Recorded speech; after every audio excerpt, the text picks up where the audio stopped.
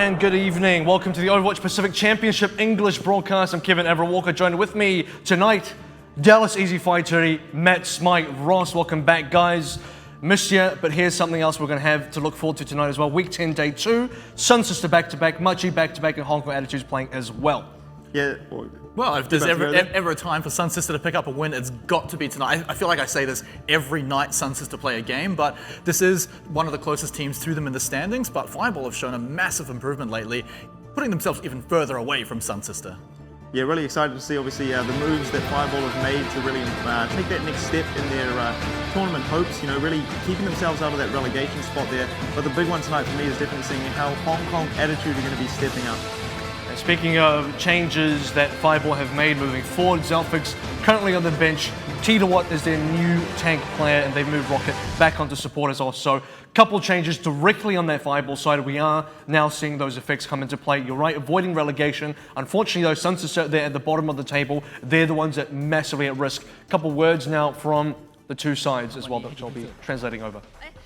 讲超短的，好，因为他本来是说他们希望这一次就是会有一个这个可以跟 SST 有一个激烈的交火啦。那在我们 hoping to have a really good performance with SunSister tonight, really good show. 帰るまで一生もぎ取って帰りたいと思います。 好，他说，他们的这个练习状况也越来越好，那希望可以在这个赛局结束之前，至少能够拿到一场胜利。那两边都要加油哦。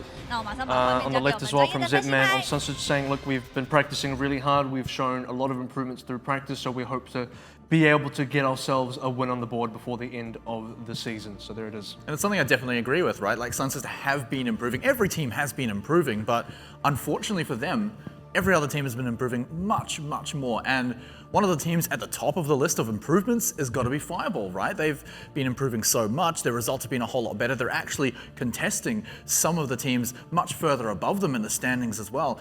They've yet to take a spectacular win, especially against the top three teams yet. But hey, look, Hong Kong Attitude have done it. Machi Esports have done it. Maybe it's Fireball's turn.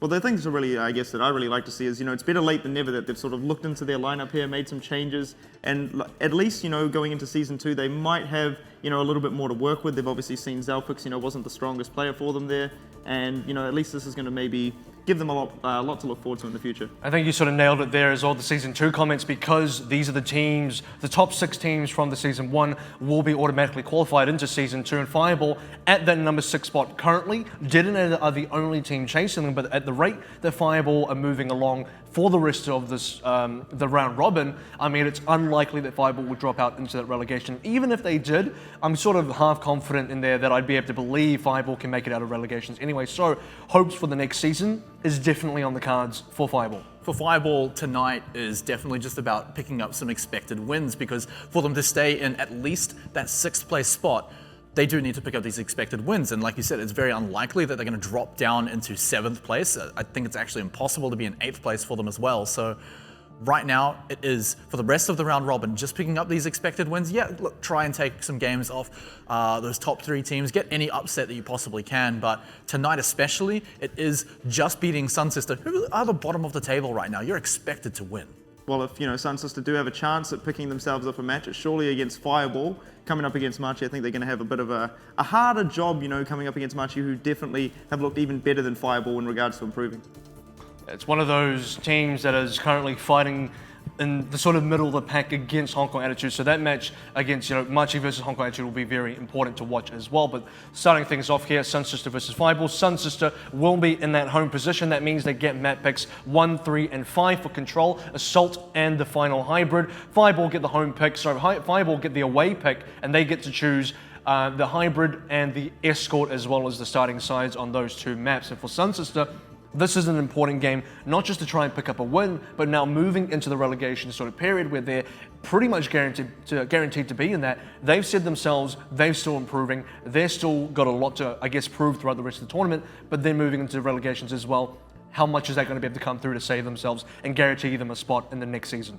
Look, I mean, it's great that SunSister have been improving over the entire tournament, right? But what I want to see tonight is some results out of that improvement, right? I mean, it's not enough to just say, oh, they can be happy with one map taken off Fireball, maybe even 2 maps. It's got to be a series win here. If it goes to 5 games, that's okay. If SunSister can pull out the win, that's the result they need to be looking for tonight. It's no longer the case of just taking a map off them, because even though they are pretty much guaranteed to be in relegations right now, it's still, you need to see the fruits of your labor. You need to see that you can take games off any other team in the tournament.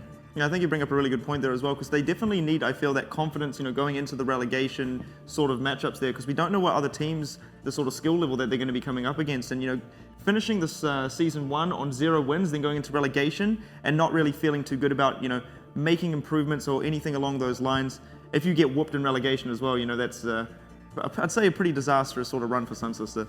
It'd be a difficult one to run through, particularly because Detonator are likely to be there as well, currently looking at the standings, and Detonator are currently able to 3-0 SunSister in their series. We're going to be able to find out if that's going to continue when we get to the end of the final round robin. SunSister versus Detonator will still be coming up in the later weeks.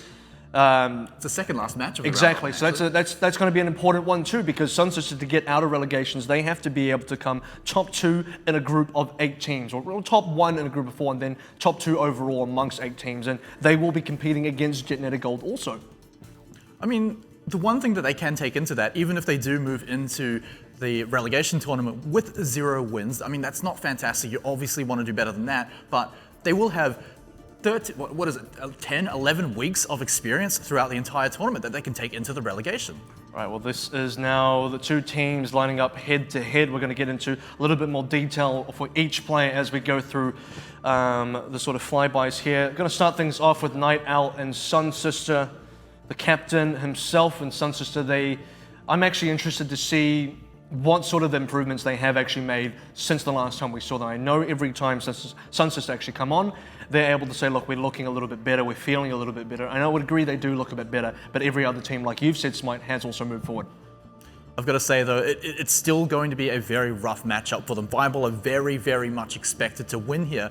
And SunSister, we talk about utilizing your DPS players, your superstars right now. And SunSister, while they do have some good players, they're just not quite matching up. In the earlier weeks, XQQ was added onto the roster, and we thought, man, this guy is amazing. And then he's sort of fallen off the radar, and in some cases even been, dare we say, a bit of a liability for the team as well. So unfortunately for them, I'd say that's where they've stagnated the most in their DPS play. There he is there, XQQ. Look at those hero picks. The general death stare, giving it straight down the barrel of the camera there. He means business coming into this one. And we have Kurlos as well, one of the Thai representatives for the Thai World Cup team as well. 3 of the members of Fireball will be in that team, and Fireball have been looking better and better as the tournament has progressed. Ninth as well, the flex player on that side. Looking very relaxed here, I'd say, coming into this one. Who, by the way, is used to be a hip-hop artist. He used to be a rapper before he started playing Overwatch. Seems to be a common theme in Overwatch, is it not? Yeah, I think there was one other person during Summer Series, I believe. But there he is. There's a Pudo. Is he in a trance? Pre-game meditation. He doesn't have his buddies behind him to make the tranquility embracement. He's looking quite tranquil right now, though. We'll give him that. I've got a feeling there's I think something he's channeling Fireball. Really? Because that's not a channeled spell there, Avril. It is in some games. Here it is, NZNR as well. I guess there's been a lot of attention placed on Apudo for this team in particular. Like, he is definitely the superstar of the team. NZNR has really come into his own. And a player that needs to also come into his own now, Tidawat. Tidawat shaved. Nice. I saw there was also without the version 3. So I was about to say, yeah.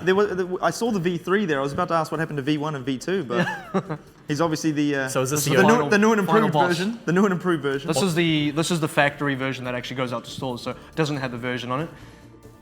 There's Rocket kind of hiding behind his monitor, but the big thing about him is, as you were saying before, with Tidawat added onto the roster, Rocket has now moved back to support, and we did say that it did make the team look a little bit better, but last week the results still didn't actually pull out, so they weren't able to pull off an upset. But at the same time, I'm still expecting them to beat SunSister tonight, and probably harder than they usually do, because I'd say this roster swap has made an improvement. Rocket has at times been a bit of a crutch, pretty much only on that Winston, and when Fireball ever swapped onto a Reinhardt composition, they looked flimsy at best.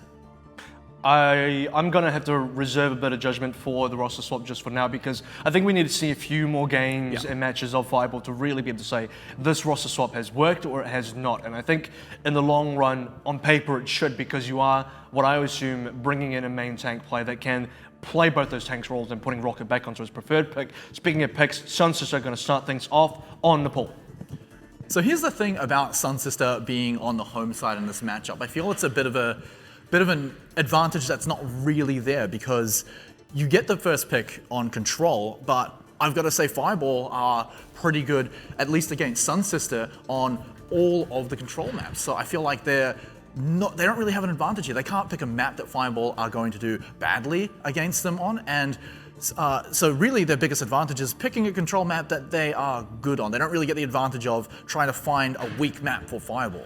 I think that's a really good point to bring up there as well about, SunSister being on that home side. Like, going up against Fireball on control, I think they're sort of one of their biggest strengths in the tournament is playing control. It is really not going to be doing too much for them, and then giving Fireball that pick on the hybrid there, they can really sort of force SunSister into a very uncomfortable situation. Yeah, I think like when you're up against Fireball, you definitely want to have that map pick on hybrid. I mean, yes, if we get to map number 5, SunSister will have that, but they have to get us to a 5th match, which is still a very, very big ask for SunSister, but it does start here on the very first map on Nepal.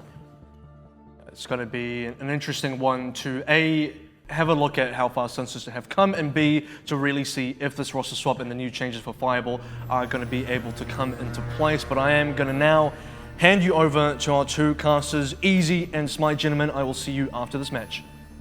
All right, Easy, welcome. Welcome to Nepal. We've been here before. It's a pretty fun control map. I think one of my favorites, one of my favorite stages in the entire Overwatch map pool, Sanctum. That map is just, I can get messy with that big bottomless pit right there. But hey, look, we're not going to be there first. I'm not too sure just yet. We're going to have to find out. But I've got to say, like I was saying before, Fireball strong on control. It doesn't seem to matter which map that they go to. They sometimes have a few favorites. You don't really want to take them to something like Ilios. But look, they're good on all of these maps. Indeed they are, and it's going to be interesting to see how Fireball is sort of setting this one up, looking for a little bit of that classic dive comp. The Soldier, though, coming out from XQQ for the side of SunSister there. That is what I like to see out of XQQ, though. Something a little bit more standard. They're just running the double hit scan. There's no Genji in sight for SunSister. That does remove a lot of volatility, right? Genji is a character who, one slip up, can just completely mess up a team fight for you, getting no value out of a Dragon Blade. But SunSister are not running one. Fireball, however, have a Pudo on the Genji. NZNR and Mollis getting right in each other's grill to start things off here. Now both of the teams following up onto each other. Fireball slowly gaining the stronger position on the high ground, forcing SunSister back into those choke points now. So they do have that positional advantage, and now Apudo looking to get right in there with those dashes. Doesn't commit to it as Odinkin will pick up that first kill, give themselves that player advantage there. But the pulse bomb early on into this one, picking up the mech and the Zenyatta there as well. So this is a great start now for Fireball. They should surely be able to get themselves the first cap, and indeed they do. And Apudo got out on 5 HP as well. It's a bit of a kick in the teeth there, but hey, look, okay, SunSister, they had a good idea at the start, right? Even though that they were pushed off the high ground into that tight choke point, they were all bunched up on the bionic field. They were all being healed up by XQQ. And if that pulse bomb hadn't come out, they got the first kill as well. Oh, well, Teat looking very close to dropping there, but the very clutch sound barrier coming through from Rocket just in the nick of time. Now the Dragon Blade out for Apudo, cleaning up a pair there. There is an answer from the side of SunSister though, so they do manage to find themselves just a little bit of breathing room into this fight here, but surely will not be able to push in there as NZNR just wiping out the mech and the last couple of players there, but Mollis will get himself a Genji, but that's not going to be enough. I mean, it's just trades right now for SunSister. The best they can hope for is build a few ultimates up and then go in with a big advantage, but Fireball, they've been winning these fights pretty soundly. Like you were saying before, NZNR has been a very big factor in it. Fireball are also coming up to one of their defensive ultimates, that Transcendence, that's going to be able to keep them alive. They can just save that for any fight that goes a little bit awkwardly, because they don't have to worry about too much coming out from SunSister. Tactical Visor was completely shut down before. Well, very early Primal Rage now coming through from Zetman right in the back lines. Doesn't actually manage to finish off Kurlos there, so that would have been a huge pickup, really forcing that Transcendence out for the side of Fireball. Here comes that self-destruct on the point. Will not find anything with that, as Kurlos will be finding a mech of his own, And now the Primal Raging Teak going to be going straight in here as well, picking himself up another one. NZ now going to be killing Zetman up in the back lines as well. This is going to be able to force XQQ right back out. Apudo looking to hunt him down, but can't finish him off. But that's still going to be enough for Fireball to hold on to this point. 80% now, and SunSister need to make some moves. SunSister realistically have one fight to go right now, and they still are a little bit far away from that tactical visor. That's going to be their biggest advantage to getting into it, but Fireball still have 2 defensive ultimates. The Transcendence and the Sound Barrier are going to keep them alive through pretty much anything. Well, the Pulse Bomb being thrown out early by NZ doesn't manage to find that early pick onto XQQ. Now the Transcendences from both Zenyatta's now looking to push this fight through, but Mollis getting taken down early, so no Tracer now for the side of SunSister. They also lose Night Owl as well, and Apudo with the Dragon Blade. This should surely be the icing on the cake now for Fireball, but he doesn't manage to find too much with it, just the one, but the rest of the team are indeed there to clean this up, and overtime ticking down, and that's going to be that. Fireball pick themselves up the first stage. And unfortunately for SunSister, that's not the greatest of starts, right? But for Fireball, you can see the smiles on their faces as well. This is just another day on the job for them right now. Like I was saying before, it's just an expected win for them to pick up. They just need to do that and look solid for the rest of the series because, of course, they've got to be looking like they're improving as well right now, especially with all the pressure of having a new player on your roster as well. Need to be playing solidly here. Well, Titawat looking like he's really meshed into the team very well, I would say. I'd just say the general play from all players on the side of Fireball just definitely outshining what SunSister can throw at them, not really being able to finalize and confirm any of those kills when they get any of those Fireball players low. Fireball just pulling back, would have a teammate to support them there, and SunSister not really finding enough openings, but we'll see how they do here.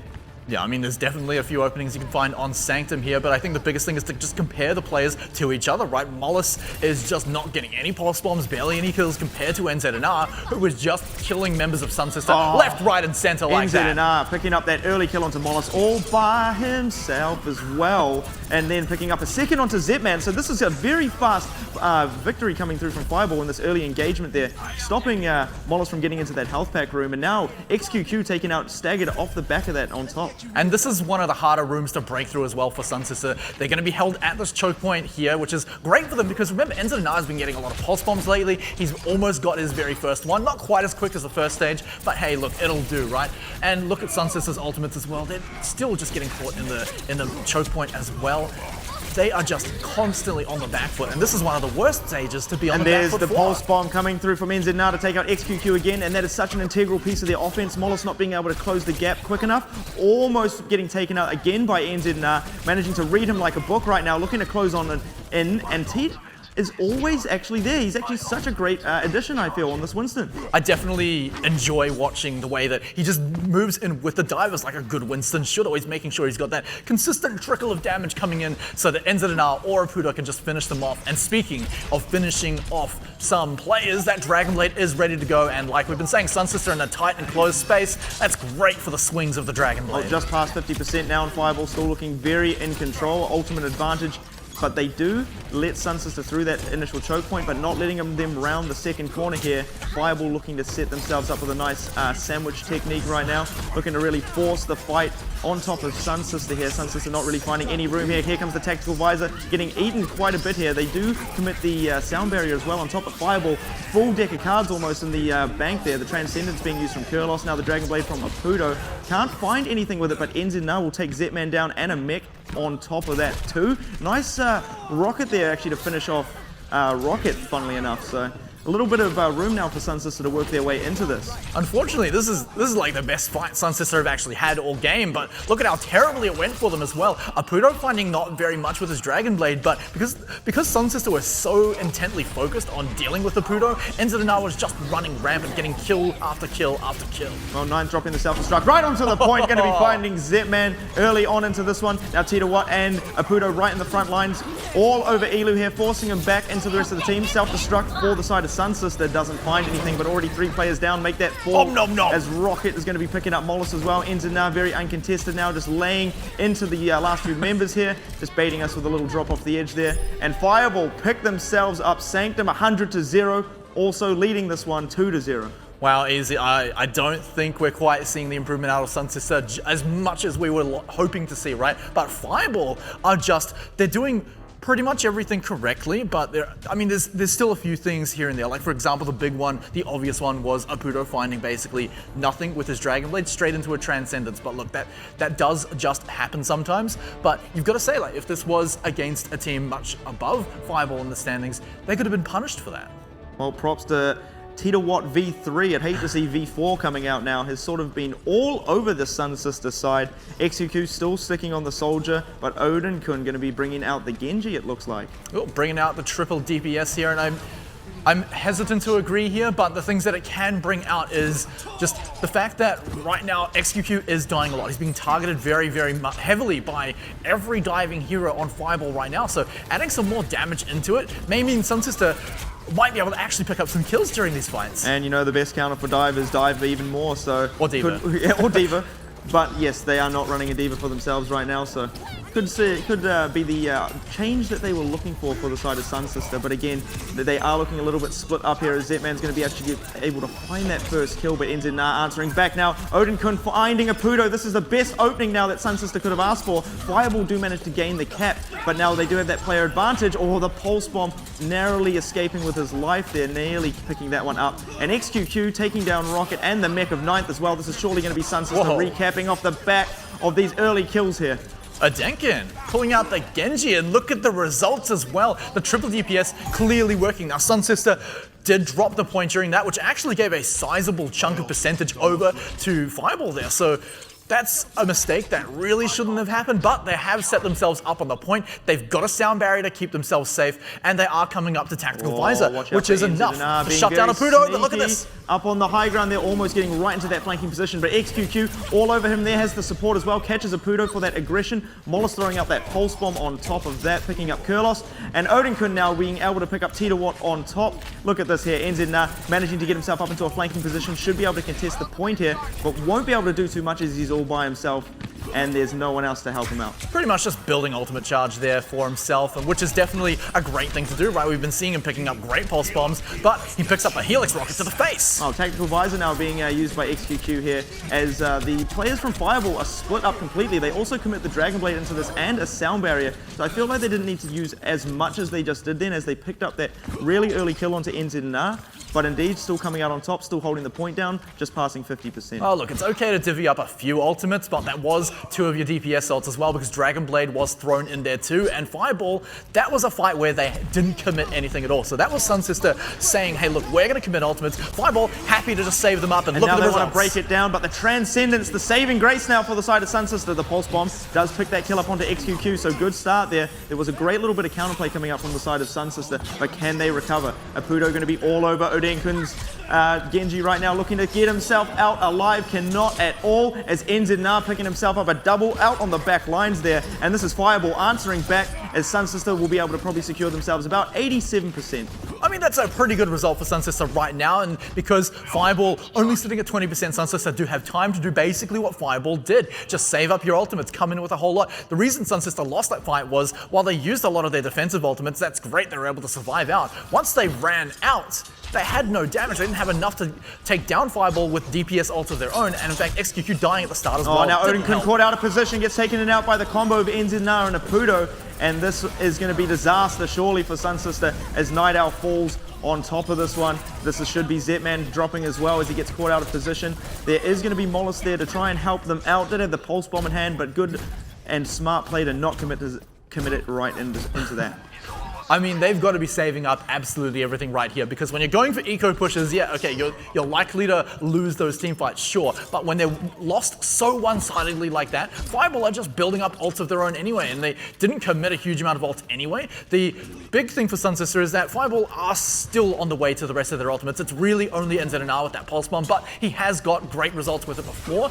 If, however... the Dragon Blade comes out, but NZ finding Elu early into this fight. Surely they're not going to commit into this and try to go for one more fight out of this, and indeed they do. Fireball, they do manage to pick themselves up a fair amount of charge off the back of this, and we'll have that Dragon Blade for the next fight, and this is going to be the clutch battle of this stage here. SunSister have to gun it for the point right now. Fireball, they just need to win one more fight, and they won Nepal. SunSister barely have time to even get there. They do have a Pulse Bomb and a Dragon Blade. It's got to be big. Zetman needs to get himself onto the point, but doesn't have that Primal Rage. Is he going to drop? Indeed, he is. Great start there as the Dragon Blade now from Apudo, picking himself up here. Odenkun answers back with one, but it's surely not enough as the rest of his team are dropping like flies, and that's going to be that. Fireball picking up control 3-0.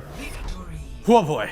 Well, it looked a little bit hopeful for SunSister during that last stage, but apart from that, it was just another day at the office for Fireball right now. That was just exactly what we expected out of them, just picking up a 3-0 win on Nepal against SunSister. And like I said as well, Fireball do look a lot stronger on control than the other map types. So it might get better for SunSister from here, but they don't have the next map pick. You gotta love it when you see Zenyatta play of the game there. A little bit rare, but you appreciate them when they come up, you know? I mean, like, it's also really annoying because Zenyatta has some of the best highlight intros as well. Zenyatta and Ana have the best highlight intros, two heroes you never see players of the game for. The best highlight intro in the game is in fact Sombra's one when she makes you think it's going to be someone else. And another hero, of course, which you don't get to see them play the game. Except yesterday, which is the first time we saw that. But anyway, let's talk about that game a little bit because someone that I want to particularly highlight was in fact NZNR, because when we look at Sanctum and Village in particular, those are the two maps that I feel like he had a big part to play. Bigger than Apudo, bigger than Tito, bigger than anyone on his team. Oh, by far. I mean, Apudo was, at least on the first two stages, on the third stage he was going off a little bit, but first two stages was not finding a lot with his Dragon Blade, quite often dying, occasionally finding a frag here and there, but like you were saying, right, NZNR by far outperforming Apudo and also the rest of his team. And the other team. Well, yes. Ironically enough. But yeah, it's sort of one thing that you really have to give credit for on the side of Fireball, and it's something I think you mentioned before going into the series that, you know, Apudo's always sort of been that star player to us, but I think as this tournament's sort of gone on, NZNR has definitely sort of been, I guess, the standout role, you know. Apudo, it looks like a lot of teams really like to put pressure onto him, or even he gets a little bit too big for his boots at times. NZNR, very solid, very consistent when it comes to his Tracer, and as you saw there as well, never switched off it. I'm going to go out on a limb here and just say that it felt like a bit of an off game for Apudo there. He does actually impress in a lot of other matches, and it's usually on about the same level as of NZNR, who I think has stepped up to the plate now and become more on even footing with Apudo, right? So it's like you've got two superstars, but it did just feel like Apudo not finding a huge amount during that game, but I feel like that's also a bit of the nature of Genji as well, right? Because you can be shut down pretty heavily, but then again, a lot of the times you were shut down was simply Dragon Blading into a Transcendence or a Sound Barrier. That's going to happen on Soldier as well. I think Apudo was actually doing pretty fine. Sanctum, sorry, not Sanctum, on Shrine in particular. Yes. You know, crazy players being able to kill Mollis directly then onto, sorry, he killed Odenkin then directly onto Mollis straight after with a dash on like no HP. I mean, that to me was one of the highlights of the entire match as well in the pool. So both of these players, absolutely fantastic, and it's important that NZNR is able to step up for his team because Fireball cannot just be a one-man show. It can't just be Apudo or nothing, and that's been one of the weaknesses of Fireball coming up to right now. I would say the past 10 weeks have looked a little bit like that, and most recently in this round robin and the later parts of the third round robin, that's when NZNR has really stepped up the plate and even outperformed Apudo on many occasions. I mean, looking at sort of Titawatt's, what he's sort of done for this team now, I feel he's a little bit, he's definitely got more of a showing than Rocket when he sort of plays that Winston there. I noticed him a lot more in the right position at the right time. I felt like when Rocket was playing his Winston, he was a little bit slow sometimes to react, but it feels like Titawatt is a little bit more in sync when you've got Rocket on that support. Again, it's tying back to what Avril said before the match. It's still a little hard to say because against SunSister, right, I mean, Fireball were already wiping the floor with them anyway, so it's hard to say, right, because SunSister aren't a team that necessarily will punish a Winston for diving into aggressively and not being able to get out, which is a bit of an issue that I think Rocket had when he was playing Winston, right? He would dive in and not have an escape plan for himself, and that's after being pretty much a Winston one-trick pony for the majority of the OPC, right? And he's still dying quite a lot as Winston. It's hard to say if Titawatt is going to have that same issue against a team that would punish a Winston for diving in too aggressively. It does actually feel like, you know, before they made the change over to Tita, the last game we saw from Fireball was actually very good. I thought they, even with Zelfix, even with Rocket on the Winston, they were a team that was sort of moving forward regardless, and now they sort of have the opportunity to, I guess, put people on more preferred picks and still have that same momentum going forward. So that's something definitely working out for Fireball a lot. But, you know, it's even without the Tita Watts change, I think Fireball were coming along quite nicely. Yeah, I was going to mention that as well. Is why I didn't really feel like Zelfix was a really big weakness. You know, I'm going to sort of pick on Elu a little bit here. I feel like he definitely sort of stands out as a very weak point. You know, obviously playing support, you are going to get picked on a little bit, but it still sometimes feels like he could have a little bit better positioning. The whole side of SunSister as a whole could really. And I think SunSister have, you know, it comes down to a lot of different factors. I think they're now at the stage where it looks like they've discovered, at least compositionally, what they like to play, which is stick XQQ on Soldier, play Mollis only on Tracer, and they're doing the double hit scan golden comp that Blank are running, that Flash Wolves are running, that you even see out at AHQ as well. And Flash Wolves are definitely leading the way with that in the OPC. Anyway, they're the ones really showing how it's done. SunSister are looking into that and saying, okay, we're going to try and do this as well. And so it is now SunSister that's, instead of just trying to figure out like what do we need to play here, they're saying this is what we need to play, now it's time to master that, and we're also going to go to King's Row, which is Fireball's pick. King's Row. This is kind of interesting, right? Because on the third checkpoint of King's Row, a lot of teams do swap over to a Reinhardt composition. It does favor that, you know, the straight long paths, or the two separate corners, right? There's a lot of room for Earth Shatters in there. Fireball, I want to see them pull that Reinhardt composition out, both attack and defense, right? I want to see if Tita Watt can bring out his Reinhardt game and how effective it's going to be. Now, again, it's going to be hard to draw a lot of conclusions from it because this is against SunSister, a team they were already beating, but you can still tell a lot about a Reinhardt player, even against a team that is pretty much going to lose anyway, right? Because you can just tell by the way he positions, how he charges, how his shield comes out, when he's swinging the hammer. There's going to be a lot that we can draw from that. So really hope we do get to see them swap over to that composition. I mean, I think historically we've sort of seen Fireball, you know, somewhat sticking with the same composition throughout all three maps. They're not really trying to get off, I suppose, their favored sort of composition. They really like to keep it simple, keep it safe with their dives. So, I mean, I'd love to see the Reinhardt come out. I'd love to see them sort of change things up, but I'm really expecting to see a lot of the same as what we just saw on Control.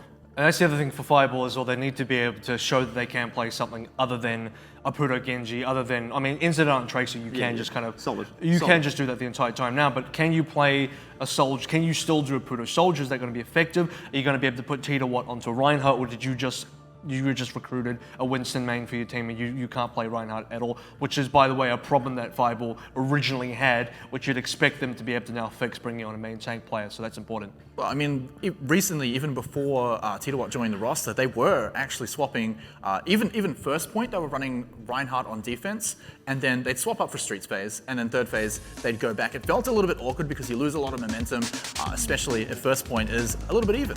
All right, guys, well, we're going to be heading into King's Row very shortly, so thank you for that. And once again, you guys will be casting this match, so I will see you when it's all done. Thank you very much, Avril. Really excited to sort of see how this one's going to play out, as you mentioned with the Reinhardt, and as Avril was mentioning as well. This is surely what Fireball have been looking to do, being able to sort of expand and deepen their hero pool, because as I sort of mentioned, you know, keeping it simple, keeping it safe on that dive comp, and that sort of being the only real strength that Fireball have had throughout the OPC. Well, we can already see a triple tank composition sitting up on the defense first. I'm going to call it, say that's probably going to be Fireball here. I don't really see SunSister running a composition like this. I mean, it's possible. It's definitely possible, but I'm calling Fireball here because they have recently been running Reinhardt on the first point on defense, but they do swap up once we hit the Streets phase. Well, let's see if our prayers have been answered, but it is actually SunSister changing it up and going with that triple tank lineup here on defense, and we've seen that shield comp work out very well for a lot of teams here. Fireball looking like they might be keeping Rocket on the Widow, but unlikely they're going to be following through with that straight and going for the classic dive. A classic dive indeed. Swapping over onto that Diva as well. That's going to bring a lot of answers to the main damage dealer on SunSister, right? As soon as XQQ tries to do absolutely anything. Taken out super early by Elu, getting way too crispy for his biscuit there. Falls down, and it's going to be a reset now coming out from Fireball. Yep, so Fireball, they lose about 12 seconds, right? That's not the biggest deal in the world. Tracer as well, being the hero to die, only 150 hit points worth of ultimate charge. So again, you're really just having time bought. Now the thing about this composition that I want to say really quickly is that it's great once you get that Graviton Surge ready to go, but a lot of teams will utilize Nano Boost on the Zarya so that you can get it even quicker, because it's a great position on the point to actually throw out the Graviton. You get a lot of work done, and then you build up the rest of your team. So it's getting to that point. Fireball already flushing XQQ out of the high ground, but he is still remaining uncontested now on the low ground. Has all these shields in front of him, and it's extremely difficult now for Fireball to push past them. What an insane Helix rocket there, straight onto Apudo as he's trying to ninja himself away from this fight. Elu picking up a second one there onto Titawat there, and now it's going to be NZ. Now hopefully he doesn't get caught outside in the hotel. He does indeed drop there, and that's going to be again disaster for Fireball as they're going to have to reset. And SunSister looking very strong on the defense. This is actually really good for them, right? Because they are building up to their ultimates, and that is where this composition is going to be the strongest. They do have to, however, survive the onslaught that Fireball are going to be bringing, because their composition, the way it works, is they are going to get ultimates generally a lot sooner, right? And here they are, they're using them. They're pushing right in now. NZ needs to come up big with this pulse bomb, looking to get into the back lines here. Throws it out. Looks like he's not going to be connecting at all. Very disastrous now. The Nano Boost coming through onto the soldier. It's going to be XQQ looking to do a little bit of pew pew here. Does a decent amount of damage. Doesn't really find those kills, as Odinkun going to be picking up just the last couple as Fireball retreat. Well, indeed, SunSister looking incredibly strong, right? This is not very expected at all. Fireball, a very proficient team at diving the enemy team. They did miss the pulse bomb. That was one of the big things as well. And in fact, also, XQQ just getting a lot of free reign, completely uncontested in the back of the choke point with the Reinhardt still alive. Pulse bomb not connecting. There's no way you're getting past that barrier. Not at all. And now SunSister slowly being forced back here. Is this going to be Fireball's moment to move in? But the whole coming through from Odinkun going to be forcing this out completely. No Winston to be found in this fight, as the sound barriers now from both teams looking to pull this one out. The hook going to be taking out the mech there, so no more defense matrix for the side of Fireball.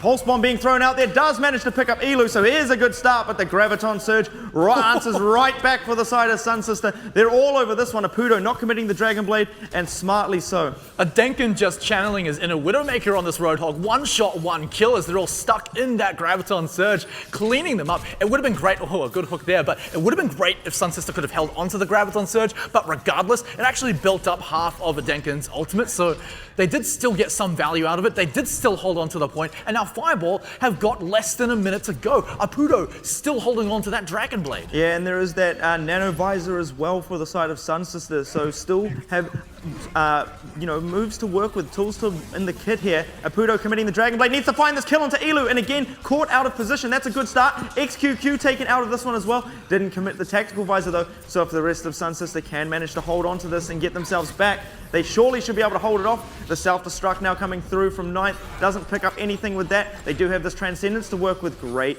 Pulse bomb now coming out from NZ now to take out Night Owl. They did use the Nano Boost into that last fight, but this is going to be Fireball picking up the cap in the last few seconds. Do they 10 contest? left on the clock. They might just do it, but they're surely going to run out of time. They're not sharp enough, and Fireball get the first cap. Oh, such an awkward time to re-engage. Now you're just handing ultimate charge and positioning over to Fireball. That was so close to a first hold by SunSister, but they got greedy, they got victory in their sights, and now look at them, they're being routed back. They didn't lose as many members as they could have, but they have entirely lost their positioning, and Fireball, despite throwing a lot of ultimates onto that fight, still managed to come out nice and tidy. But SunSister, they're not swapping this composition up. They've got an Earth Shatter, they've got a Graviton Surge, they've still got a lot of tools to hold this payload down. 2 minutes left on the clock, and now Fireball looking to make a lot of moves on the street space here. I'd like to see SunSister starting to get aggressive now, really look to take the fight straight to Fireball and keep that momentum going. The Transcendence now coming through. If they just wait and live through this, they should be able to counter with that Graviton Surge. The Pulse Bomb from NZ not finding anything. What does it come up with though? Nothing there, as the positioning from Fireball very good, but they do manage to pick that kill up onto Titawat there. And now the Graviton Surge thrown out picks up a lot of these Fireball players. I think the entire team now, and Zetman going to work right in the middle of that as the rest of SunSister just walk all over Fireball. And also, Zetman getting one swing of the hammer into that Graviton Surge almost halfway towards his next Earth Shatter, which we just saw used. Didn't have the biggest effect, but it's still definitely going to be a good tool. SunSister winning the fight there, now able to hold the payload. Not as early as they'd like to, but still a good fight. XQQ looking to get that early kill onto Apudo as he's going to almost challenge on that early aggression coming out from Apudo. Looking to gain themselves that control of the high ground, but Fireball, rightly so, push them right back to the payload. Oh, SunSister, they've got a little bit to utilize, but with only a nano boost, who are you putting it on? Well, Zetman, oh no, you're just going to put be XQQ looking to build up that tactical visor extremely quickly here. Doesn't get too much damage out of it. As I say that though, the tactical visor just in the nick of time. Looking to clean things up here as Apudo already finds one of his teammates. Great charge coming through there just to be picking up Titawat as well off the back. And now, look at that positioning though from NZ up there. NZ up there, XQQ looking to flush him out off his high ground, but the Dragon Blade now from Apudo. XQQ nowhere to be found in this fight, but Zetman just slapping him with the hammer.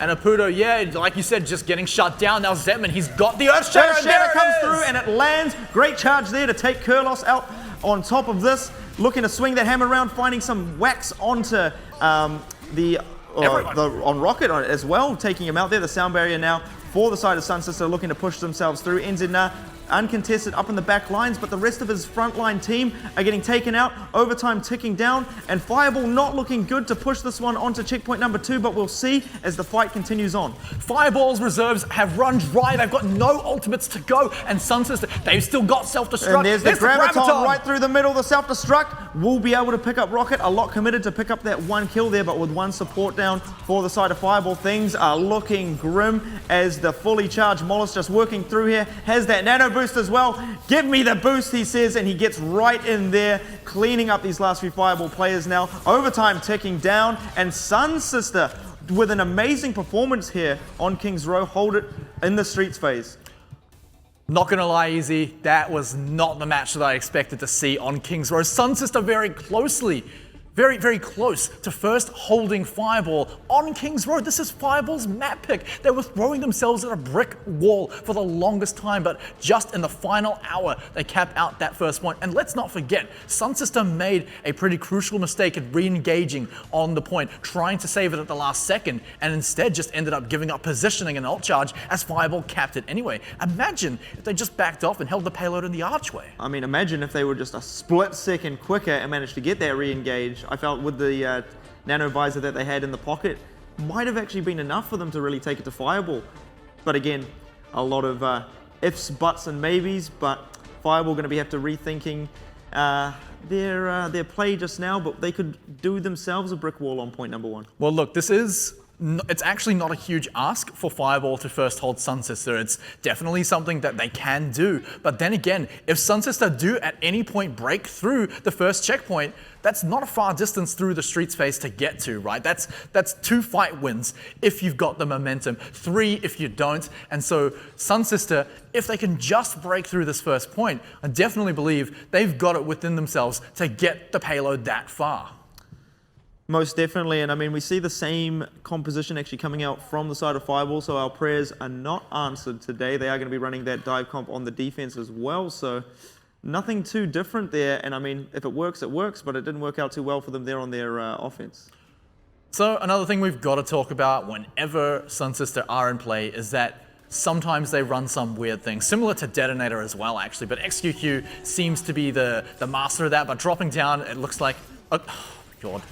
Okay, no, I don't know what he's doing. He's gonna swap into Mei, swap into Hanzo, hopefully Soldier for SunSister's sake. There it is. Okay, so we don't have to talk about any wildcard things here. It's gonna be all about setting up XQQ in a nice position and trenching him and getting him that consistent damage and positioning on the Fireball. Well, if they do manage to get XQQ up onto the high ground of their own, could work out really well if Fireball are caught unawares there. A couple of shots being landed by Apudo early onto XQQ and now looking to get themselves control of this high ground for their Soldier. Yeah, look at the escort taking them up there. They know that Fireball are running heavy dives, so they need to protect XQQ. Nice jump from the side of Fireball there, stopping XQQ from getting set up at all. But these two SunSister players actually finding an answer of their own, taking down NZ, and we've seen how integral he is to the side of Fireball, so losing him and Apudo on top of this. SunSister, what an explosive start here. The dive from Fireball not working out at all as they just get picked apart by SunSister. Look, I mean, they got an okay trade in getting XQQ out of the picture. That's fine, but you've got to remember, SunSister have a much closer respawn. So if anything goes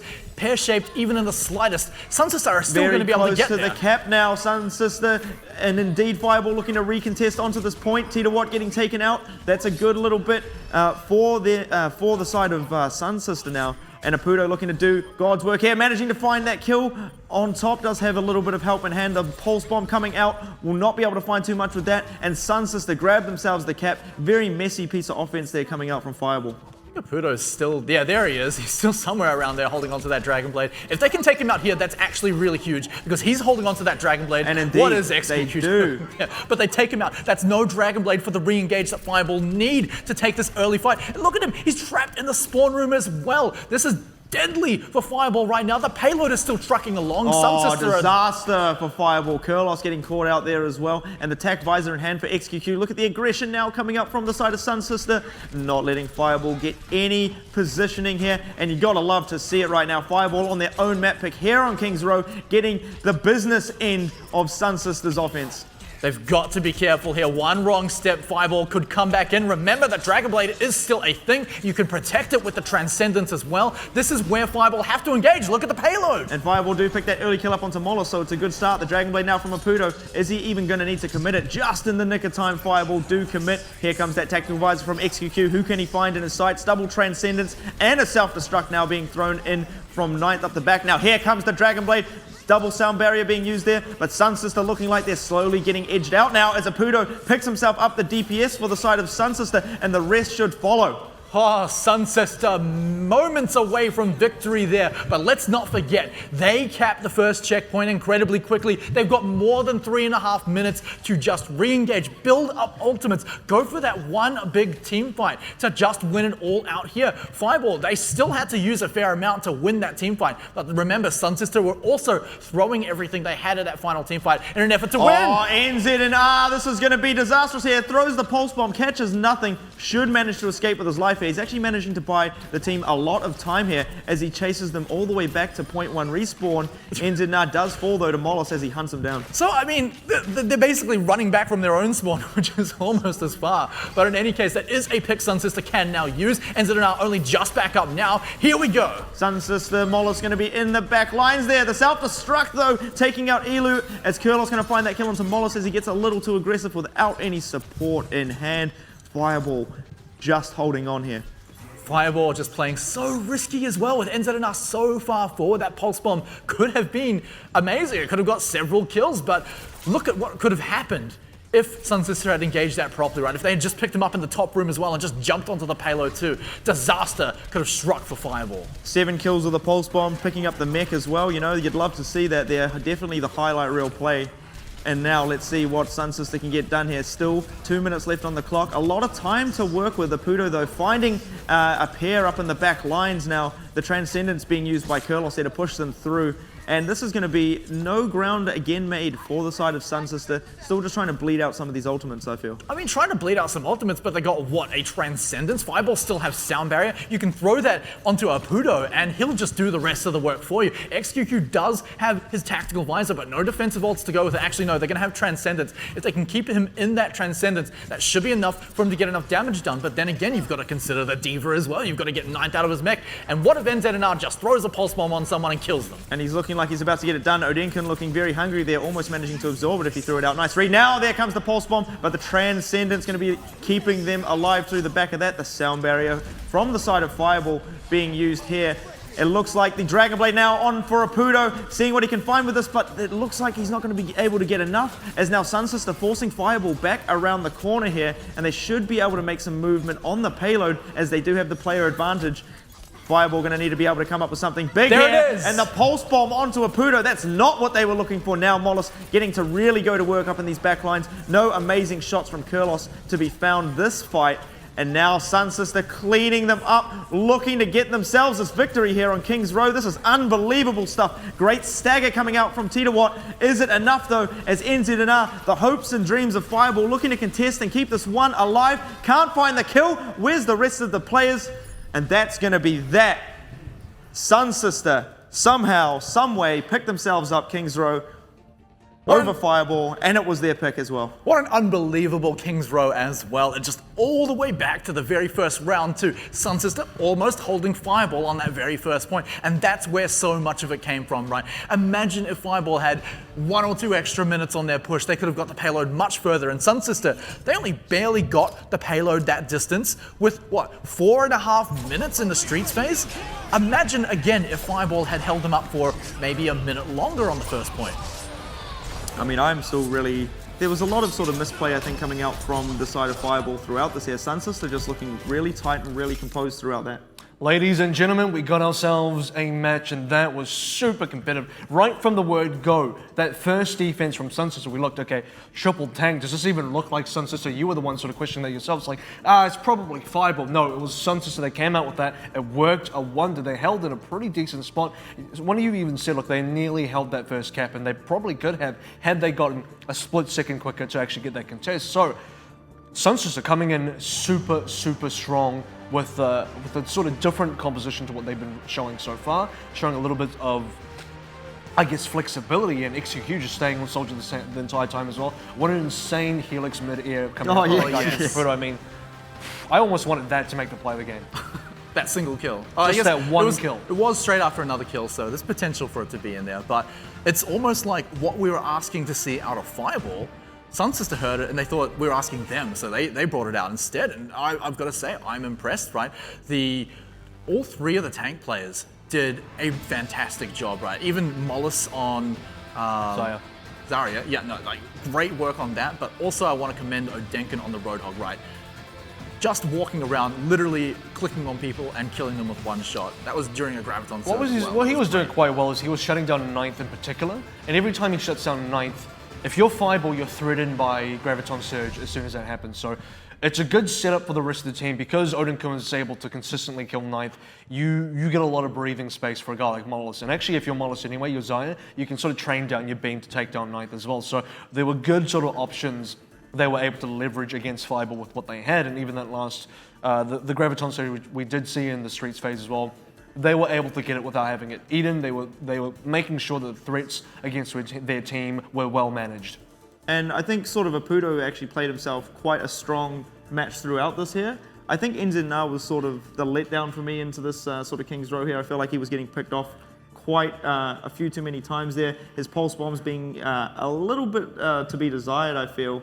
And I think with Fireball, they were really trying to tunnel vision down onto XQQ and really forgetting that there was the rest of the team that they were just charging past. That was actually well punished. I think I know the one you're talking about was on the first cap when it was SunSister on the offense. Fireball were defending. XQQ was running up the stairs. You see Tito would just jump at him, directly chase him down. NZNR was there as well. XQQ gave up his life, but those 2 kills turned into a 5v4 in SST's favor. Then they just snowballed it. 9th lost his mech, got killed as well. Apudo didn't last very much longer, and it was a super speedy cap. So SST, despite losing XQQ, well, it was kind of well baited as well.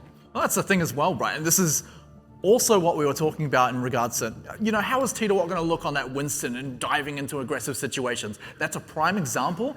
Your team and you as well need to recognize that that's an entire team escorting a soldier up to the high ground, right? If you dive in there, it's so likely that you're going to die. And just going back to sort of what we talked about before the series started, SunSister having the home advantage, not saying it works out very well in their favor, taking control against Fireball when generally they're a very strong control team. Fireball pick that one up. But when Fireball get their own map choice here on King's Row and they end up dropping it to SunSister, they're not going to be feeling too good moving ahead now. So SunSister, I think, coming off the back of this, can work with this momentum. They can feel very confident going into map number 3. And this could go all the way. This could go the full distance. And it has before. Let me give you guys a little bit of a history lesson because one of the previous matches SunSister has played against Fireball, it went to 5 maps and SunSister actually led that one 2-0 before Fireball came in for the reverse sweep. This one's looking a lot tighter where Fireball have a great start. SunSister have a better looking sort of turn around in the middle of the game. And I think that actually is better for SunSister. When you're looking good and then Fireball look better at the end, they close out the game. When Fireball look good at the start and then SST come in through the middle of the game, they say, no, we're actually pretty good ourselves. That's when suddenly they threaten to close out the game for them. Well, look, it's fantastic that SunSister are looking like they're turning things around, but sure, Fireball, very, very one-sided control, very different map types from now on, hybrid, control, and escort. But when SunSister turn it around, look at how close that was. sure, okay, look, first point was very much in their favor, but Streets phase was super competitive. Fireball still did a very good job on that side on defense. And I think that comes down to Fireball's positioning and their just, I guess, general map knowledge and map awareness, just a little bit ahead of SunSister in regards to how they sort of set up, how they make, I guess, SunSister chase them around. I mean, going back to NZNA's play, when he tries to get into that position for the pole spawn on the flank, you see SunSister moving as a unit through the high ground, catch him out. He tries to bait them all the way back to the spawn, but it's still not really enough for them to get themselves, obviously, a fight victory there. But SunSister waste all of that time and then don't re-engage onto the fight quick enough, and NZNA gets back. All right, well, we may still have 2 more maps to go. It'll be SunSister's pick coming up next for Assault, and then Fireball will respond with the Escort, and that's going to happen right after this break.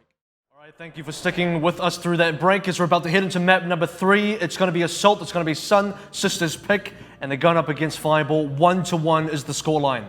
What a ridiculous King's Row as well. After Fireball completely shut out SunSister on Nepal, we were just expecting a 3-0, to be honest. In fact, that's what we were expecting at the start of the night, but SunSister come back swinging on King's Row, and specifically the first point. Bit of hiccups on the Streets phase, but they get it done in the end anyway. So now that we're actually moving on to Control is a bit of a different story because... Hybrid. Sorry, Hybrid. we're moving on to Control. Assault. Sorry, Yeah, we've already done Hybrid. So we're testing each other a little bit. Everybody's wrong. Everybody's wrong. It's We're fine. all wrong. We're all wrong. But we're moving on to just- Assault. game are we playing? Is it still Overwatch, or- I just trust what you say. You know, you say it, I'm like, I agree. I agree. We're moving on to Anyway, Assault. let's see if they can plant the Oh ball. boy. A or B side, guys. A or B side. Look, Assault. Continuing. Back to this game on Assault. The map that SunSister is going to pick, I'm feeling like we're going to go to Temple of Anubis, right? It's been a very popular pick for a long time. They like to utilize XQQ on the Widowmaker here, but this is a SunSister that has been sticking XQQ on Soldier almost indefinitely right now. So I'm kind of wondering maybe they don't run the Widowmaker because they'll be going somewhere else, because they want to utilize XQQ on the Soldier, and that's where Hanamura could come into play. But SunSister will have to have really upped their game on that map, because their last few performances on that map have not been very fantastic. Or you play Temple of Anubis and you just don't play the Widow. Like that's No, I think that's always an option that they can take as well. But I mean, a lot of the time we've seen Anubis being picked, you know, a lot of these teams do go with that Widowmaker, whether it is to sort of try to get those opening picks or just use it as, you know, the big dangling bait. Come and get this Widowmaker, boys. What can you do? And then obviously the rest of the team just jump you there. The other thing as well is obviously XQQ's Sombra has been quite decent, I feel, on Anubis. Not the top, like not the best Sombra I've seen in the tournament so far, but it's something that we've seen SunSister do time and time again. But as you met, There it is. you're a wizard. You're a wizard, Smite. Pointed at Avril and called me a wizard. No, I was saying, call it out, Avril. Make it sound pretty. Right, okay. Well, Smite the mage class. It is, in fact, Hanamura. So like you were saying, maybe they don't go to Temple of Anubis. Maybe they play something where they don't have to rely on the Widowmaker whatsoever. And maybe you even play a map where Sombra is less of a thing as well. So Hanamura is exactly what that map is. yeah, and it's also a great place for, as I was saying before, a place to utilize Soldier, right, on attack and defense. The balcony is great for both rounds, right? When you're on attack, you set the Soldier up there, then this is of course second point, right? You set the Soldier up on that balcony, and suddenly the respawns that come out with the defender's advantage aren't so much of a threat, because you can just kill them as they come out, and it draws attention away from the point onto the Soldier. And you can do the exact same thing on defense as well. The other thing as well to note is I think this is where, you know, a lot of these tank lineups work out really well, especially on the defense and I Yes. think on the offense as well. And SunSister have shown that they're a little bit more flexible now, at least in the side of Fireball, in regards to, you know, running triple tank. You know, coming off the back of King's Row, the triple tank worked out really well for them. So I think SunSister, you know, have made a really smart choice in taking us to Hanamura. One thing about the triple tank though is that I'm not entirely sold on having a Zarya around, because Diva is just way too useful. One, for shutting down a Soldier, which a lot of teams will be running on Hanamura, and B, because there's so much vertical space that you need to be able to utilize with Diva. Zarya simply cannot fly. Your rocket jump can only take you so far. All right, gentlemen, we're about to head into the map now. Map number 3 out of a possible 4. SunSister looking to turn this one around as well. It is, of course, their pick. I'll see you on the other side. Thank you very much. All right, easy. Into Japan we go this time. I called it. It's going to be Hanamura. Let's see if we can guess the team that is defending first. I see a Winston. I feel like it's going to be a Fireball on defense here. Well, the classic home team taking it definitely back to home there. Obviously, SunSister working with the double home advantage coming into Hanamura. Then again, of course, I feel like SunSister absolutely could be running the Winston composition as well. King's Row feels like a bit of a specialty where you can run that triple tank on the first point, but here on Hanamura, again, so much vertical space. You can utilize Winston, Diva, keeping Soldier safe while also harassing the backline. Apparently that health pack's really important too. Well, the other thing as well is, Fireball being such a strong dive comp team. Well, I mean, not so strong on King's Row, but always such a strong dive comp team as a whole, making Nowhere on this first point safe. But they are going to be throwing Apudo onto the Soldier, and I like this change-up now coming from Fireball. It's a lot more consistent, I've got to say. Right now, the path that Fireball are going to take is going to be very important. Are they going to rush up to the right side, try and bring SQQ out of his defensive perch, or are they just going to rush headlong into the team? Well, looks like they're getting a little bit of a trade going on here as NZNR looks to get himself in a nice flanking position onto the point. XQQ over the far side, so doesn't have too much to worry about just yet, using that rock for a little bit of cover. Getting pressured out slightly there by Kurlos, but the rest of Fireball just cleaning up these SunSister players on the point. Huge read there. Great Helix rocket by Apudo to finish XQQ off into this fight here. Going to be Elu left out by himself in the dark and get sent back to the spawn, and that's going to be first cap for Fireball. And Tita Watt may have given up his life during that fight, but he made so much space for the rest of his team. Like you said, Fireball cap it basically as soon as you possibly can. 7 minutes for SunSister to defend on this second point here. Fireball, at least they don't have a ton of ultimates going into this. A lot of the damage was actually spread out pretty evenly between them. They don't even have Apudo's tactical visor just yet. And Apudo already in a very strong position up on the balcony here, managing to take out Zetman there as well, as he has NZNR all over him as well. And now SunSister being forced back off the point, and Fireball already getting themselves slight amount of cap time on here. Mollis's Pulse Bomb trying to save the day here as they take out Tita Watt again, but they're still getting themselves closer and closer to this cap time. The tactical visor now from Apudo, looking to force these SunSister players back off the point. Zetman taken out yet again. It's just going to be Odinkun on his Diva, trying to keep the hopes alive here for SunSister. He's still contesting very, very well, and now a sound barrier as well. Looks like Fireball are going full commit into this as the Transcendence now coming through as well. They need to pick up these kills quickly here, and this is surely going to be contested yet again by SunSister. This is exactly what I was talking about before the match. Apudo hasn't left this like 1 square meter of space up here. No one is contesting him at all because SunSister are so focused on keeping that point contested. And they're now just it's going not bananas contested in the background. This is going nuts right here. They get themselves up to halfway, 47% here, and there's no one in sight as Mollis gets around the corner here, gets taken out. It's going to be Odinkun's mech dropping now as well. They do look like the XQQ was about to get up onto that high ground and do really try to unleash, but they need to get back on the point and contest now. The self-destruct being thrown out again, looking to buy themselves just a little bit more space there. The Pulse Bomb from NZNR as well. Another kill there onto XQQ, and they're just a millimeter away now from capping this one out in very quick time. Another tactical visor now from Apudo just after that Transcendence runs out for SunSister as well, and this is absolutely huge here. The self-destruct not finding anything as Apudo takes out Odinkun while he's demech'd there. Absolutely insane stuff here as Apudo uncontested for what feels like an absolute lifetime. Finally, a Trank Dart coming through to stop him, but they lose themselves the cap. Apudo's like, I've done enough work now. I'm going to bed. Like, we've capped the point.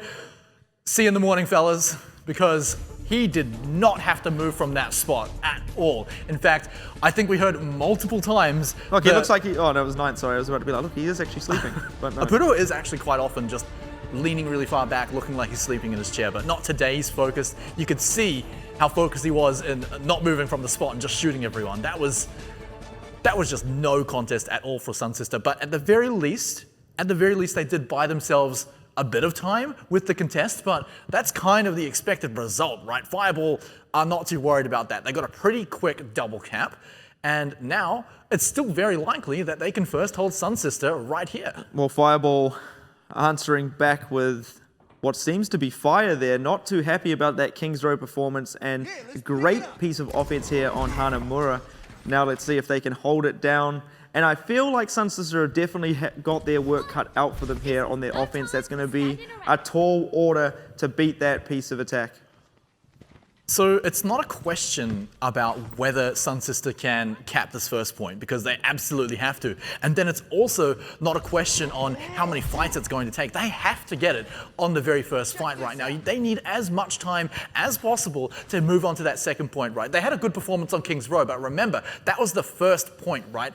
Very similar to what we see here. Big run back for the defenders, short respawn for the attackers. So similar there. So maybe SunSister will do well on the first point. Second point, though, is much harder than where they struggled on King's Row, which was the streets phase. About even distance for both teams there. On the second point, Fireball are going to have a huge advantage with the respawn. So SunSister, if we're going to take any kind of inference from King's Row, then they should struggle on second point much harder. Well, the only good showing they had on Control, if we were going to take us back in time just a touch here, was their triple DPS lineup, which is what they're opting to run here again on Hanamura. It's going to be Odin-kun going to be bringing up the Genji. A little bit of chip damage coming out from Titawat, gets caught out on his sneaky door position. Well, XQQ actually gets a pick there. That's pretty big. SunSister need to go in now. Decent start indeed here. XQQ, let's see what position he obviously opts for. And the position will be right on top of the point there. Doesn't even need a high ground spot, as he's got all his teammates in hand there. You see, just up on the high ground. Looks like now SunSister will pull out as Apudo's Helix Rocket finds Elu as the rest of SunSister try to reposition themselves. Odin-kun taken out as well, as Apudo, not having any of this, will take out XQQ, and now looking very close to his tactical visor for the next fight. And it felt like at that moment, SunSister, all they thought about was, we got a pick, we can just run in and we're not going to lose the fight. Unfortunately, you do still have to play it out like a team fight, whether it's 6v5 or not. So instead of dealing with any of the threats, they kind of just ran onto the point. You even saw XQQ himself sitting on the point, completely vulnerable, not on the high ground at all. And SunSister, once more, punished for it heavily. I mean, it almost looks like they had a little bit of change of heart there. You know, let's go straight onto the point and make Fireball come to us, and then think, oh no, let's go on the high ground. But a little bit too late there, as the Fireball definitely in the stronger positions there, and just crossfire the absolute pants off of SunSister. That's a way of putting it, but this is an aggressive move by SunSister, but it's only going to be even trade, so unfortunately, I feel like Fireball still going to be able to come back from Well, this. not so even here as Fireball wiping SunSister, as again they push in a little bit too aggressively, and the crossfire coming out from Fireball just too strong. That was like the first team fight, but much, much quicker, right? One pick for SunSister, and then Fireball just completely demolished them. And speaking of demolishing SunSister, Fireball have pretty much all of their ultimates right now. A lot to go with that. SunSister barely have their defensive ultimates coming up just now. They will be able to even it up after about half a push. Maybe they can put in some chip damage, but at this point, Fireball had already double capped, right? SunSister are running out of time quickly. They do have a few ultimates to work with though coming into this next fight, but when we talk about a few ultimates, Fireball has more. And this is definitely going to be a big fight here if they do choose to commit. NZ now going to be throwing out the Pulse Bomb, doesn't connect with much on that as Kurlos uses the Transcendence. Now Sound Barrier for the side of SunSister, and the Dragon Blade from Odin-kun looking to take out Kurlos. That'll be him out of this fight early on, but he'd already used his Transcendence, so he's not too worried about that now, as they do pick themselves up a double, playing with that man advantage there. But the Tac Visor from XQQ going to town now, picking up a pair, make that a triple, and XQQ being the icing on the cake there, finishing off these last few Fireball players, and SunSister will be getting themselves the first cap off the back of that fight. SunSister though had to commit everything they had to that fight, including that tactical visor, which would have been huge if they got to snowball with the momentum onto the second checkpoint. But they're just going to have to march up there, no ultimates in sight, and just try and build them up, try and find an advantage, because it's going to be much harder to break this second checkpoint. SunSister will need everything they can possibly take. Well, capping the first point in about the same time that Fireball capped both of those points there, so SunSister do have a very hard task ahead of them here as they try to get themselves the high balcony position. But Fireball are not letting them through that choke point just yet. Really not having a bar of it as NZ now tries to sneak around the back lines there, throws out the Pulse Bomb. Doesn't connect there as XQQ, again, amazing Helix Rocket. This man is absolutely insane with his right clicks here, as Rocket will be finding that kill onto XQQ up on the high ground now. Apudo looking to set up into his position. Oh, as Zetman gets taken out as he tries to retreat there. And this is, again, a great piece of stabilizing defense coming out from Fireball. Yep. Fireball pretty happy to just hold on to it there, and like you said, right, they'd already capped by this point. and they still held on to Apudo's tactical visor. So they still have a massive tool for that. SunSister still need to go for a few more pushes where they're just trying to buy ultimates out of Fireball, trying to get anything they can. They can barely play for the thirds right now because Fireball simply won't let them. They just have such a much better defensive arrangement. This is better from XQQ, getting himself in a bit of stronger position, really being able to add some damage into this fight. Now Apudo being pushed back here by Tita, but great recovery now as they find that kill onto XQQ as he's caught out from the rest of the team on that lower balcony area. And Fireball, though, right back up onto the high ground, not letting SunSister move in there at all, and Enginar just watching that right side flank on the outside. Fireball giving SunSister a bit of a lesson here. Like, this is actually what you're meant to do when a soldier's up on that high ground. Now I know it's a completely different situation because SunSister were routed into their base, but it just feels like Apudo was just a much bigger effect on the attack than XQQ is ever going to hope to be. And again, SunSister trying to repeat what they've done prior to this, which has still not worked out for them, is Tita going to be using the Primal Rage. Didn't really need to use it, I feel, unless he just kept himself alive through that. Didn't manage to catch it, but they do manage to bleed out an ultimate there, so good stuff there from SunSister. This is They are building up a full deck of cards there, taking out Tita. Bit of a misplay now coming up from the Winston, and they do indeed have that strong positioning. XQQ, a little bit early here on the tactical visor, I feel, getting pushed back straight away from 9th. He's going to lose his mech into this, but the self-destruct going to be able to let him get it right back there. But Odinkun's self-destruct down on the low ground there will find Kurlos. Now Mollis all over him, throws the pulse bomb, doesn't manage to get the stick there. The one-on-one fight up on the high ground between these two players. Apudo's attack visor as well getting pushed back by Odinkun now. And he can't really find too much with this as the rest of these SunSister players finding themselves a couple of tanks there. And that's a good little start for this, but as Fireball pick themselves up the mech from Odinkun, will they have enough in the tank to keep this fight going? But XQQ up on the lower balcony now, looking decent to really rain death up here, just like Apudo's before him. Fireball have already swapped onto last defense mode. They've got that Mei out, but it is working out for them. And I don't think SunSister even got the first third, and you can see it just falling away like SunSister's hopes at taking out Hanamura today. That was a little bit heartbreaking there for them because now they've only got 1.5 minutes. That was their all or nothing push. They don't have enough time to build up anything else. The one thing that they can be happy with is that they did force Rocket to swap onto Mei and then swap back, so they've lost progress on their sound barrier ultimate, but look at NZNR, I think we've seen this before. Oh, the slippery NZNR just looking to get around on that back flank now. With time running out for the side of SunSister, really looking to get aggressive on some of these plays, but SunSister obviously running out of time, getting very aggressive there, finding that kill onto Kurlos, but NZNR in the back lines taking out Night Owl, not letting him participate into this very crucial fight here, and Apudo picking that kill up onto Mollis. On top of that here, these players dropping left, right, and center there. XQQ taking out Tita is not going to be enough, as now Fireball looking to still get very aggressive on this defense now and not give SunSister any breathing room. 43 seconds left on the clock. Yeah, SunSister just needs to clear that fight up, and once more NZNR is doing it. But if SunSister are full twice, then shame on them. They need to be aware that NZNR has been doing this. Not even the first time on this map, right? He was doing it on King's Row as well. Keep eyes on the back of your head. Get XQQ in a fantastic position and get that crucial pick at the start. You have to go now. 20 seconds to go. Left there. They do manage to catch NZNR at the corner of their eyes, but they don't react to it as the pulse bomb coming through, picking the double up there. And this is absolutely shocking now for SunSister. They surely shouldn't be able to find anything into this next fight, as Mollis only able to find a mech with his pulse bomb. That's not going to be enough at all, as Apudo just cleaning up the last few members with that tactical visor. That's going to be that. And Fireball with a very dominating performance here on Hanamura. Wow, yeah, I mean, the attack was just spectacular, right? They did let it slip on the first point, but look, okay, some teams do that. That happens. It's the first point on Assault. Very easy to let slip away, but a nice ironclad defense on the second point, and on their attack, oh boy, I mean, it looked like Apudo was the defender there because he was just untouchable. And I mean, I talked about NZNR being a little bit quiet on King's Row. On Hanamura, definitely loud as they come. And I mean, that play there as well, a little bit slow reaction from the side of SunSister there. They caught him running up, but being stuck in that very enclosed position there, had nowhere to run. All right, gentlemen, Fireball, just like Die Hard 3, back with a vengeance now. Look, it's 2-1 so far. That was actually a really good play by Incident. We were waiting for so long to see if he was going to make some sort of flanking pulse bomb play in the first one around. Didn't really happen there. Got himself a pick anyway. The fact is, he's able to consistently get himself those picks on the back line. Now, Incident, after having a pretty, I would say, risky kind of dangerous performance on King's Row that didn't really pay off for him, this time around on Hanamura, not just him, but for the whole of Fireball, looking good.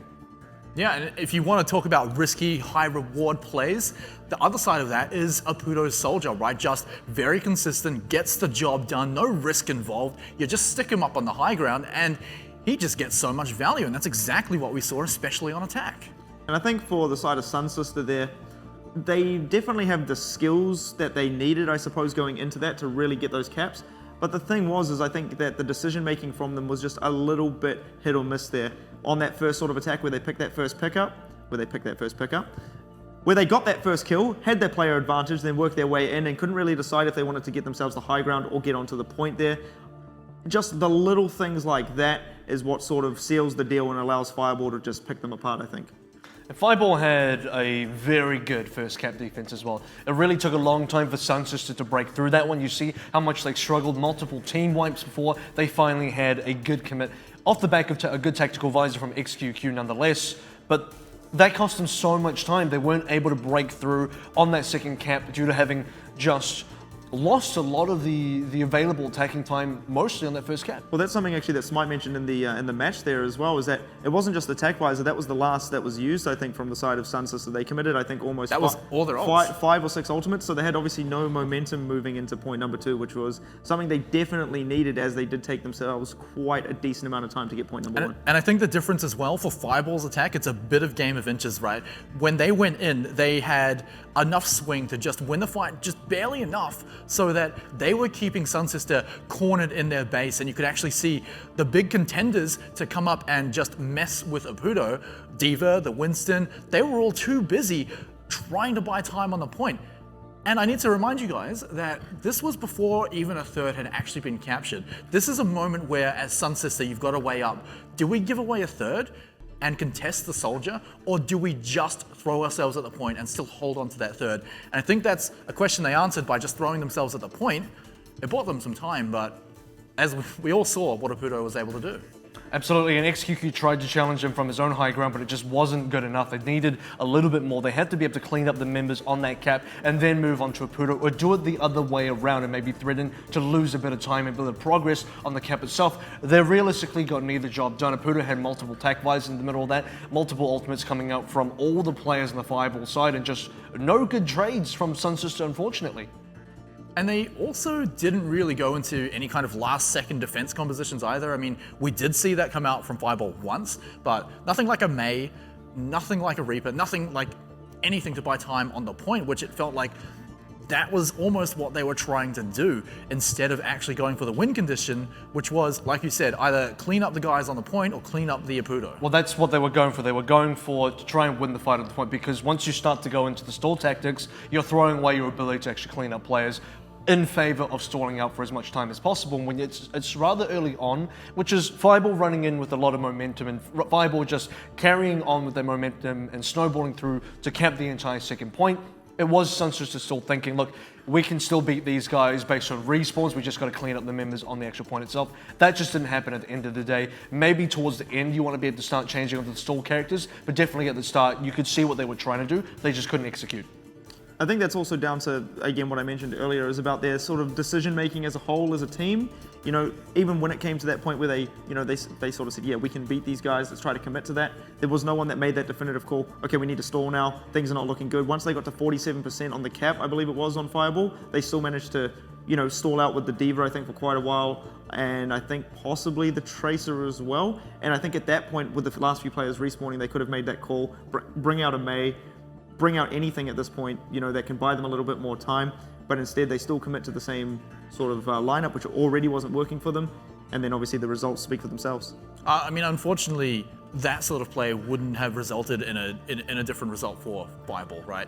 They still would have won, because when you're changing the stall, like Avril said, right, you're kind of just buying time instead of actually winning the fight, actually pulling out a victory, right? Sometimes, yeah, the defense actually happens and you get to clean up, and that actually did happen for Fireball when they brought out the Mei. They managed to clean it up, but most of the time, you're just doing it to buy time. So in the end, that's Anything is possible, though. Anything is Anything is possible. possible. I mean, we've definitely seen... Especially with the power of friendship. We've definitely seen weirder results, right? I mean, remember last time, well, I don't think it was last time, but a previous series, SunSister did take it to 5 maps against Fireball, and you know, we're already up to map number 4, so just one more win for SunSister, we can do it again. And that pick has now come through. Fireball's pick, of course, it's going to be Dorado. So what's happened so far is everyone has sort of, they've been swapping, you know, wins on everyone else's picks and stuff like that. So now we're going on to Fireball's pick. SunSister, they're going to be able to bring it on through. For Dorado, we're going back to a more push-oriented, cart-based map versus something that's just straight-up capping. And that was something I was going to mention, is that Fireball pick, SunSister win, SunSister pick, Fireball win. So, I mean, if that's anything to go by, we're going to game 5. We're going to game 5. It's more based on the fact that we're going to a map that has a cart involved as a key game mechanic, as a key objective in this sort of game mode. And the last time that we saw was in King's Row that SunSister actually took it out. They had a fantastic defense. It was more so that single defense from SunSister was what really sold it for their victory. Now, if they can sort of repeat that performance in Dorado, maybe we see a bit of success again. But the thing is as well, for King's Row, right, that was the first point that SunSister did the best on. That's where they The second point was good too. Second Let's be honest, they defended at a point where it was still, it wasn't really threatening. It wasn't like Fireball were nearly going to cap. It was just a little bit past the bookshop, and then there it was. Eddie the K-Star, we're about to get into the game, so once again, I'll be handing it over to you guys to cast this one through.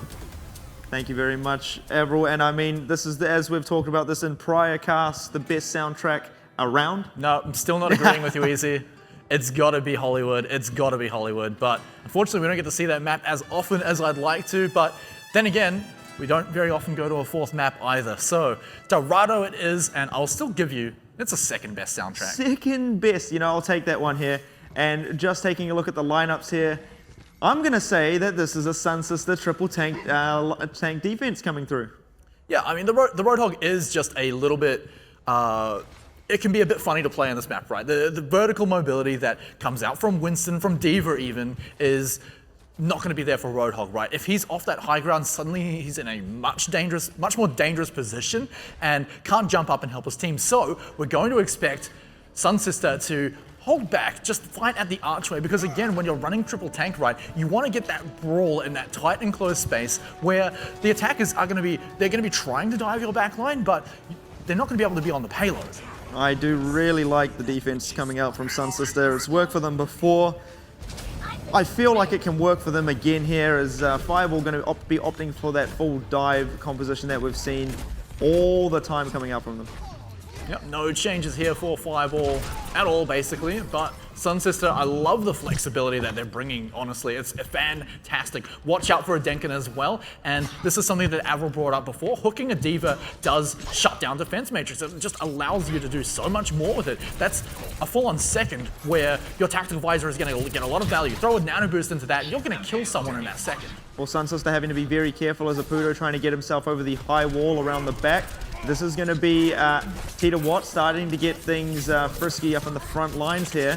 Doesn't manage to find himself a decent amount of positioning there and falls back, but now Apudo managing to find himself that early kill there onto Zetman. So Reinhardt now down for the side of SunSister, as now Fireball looking to push their way in. Hook not connecting with any of these players here, dropping very low. Great biotic grenade there just to keep him alive through this one. Very charged up now. It's going to be Mollis getting very close to that Graviton Surge, but the cart is just millimeters away from capping itself over. Apudo with the Dragon Blade in hand now as well.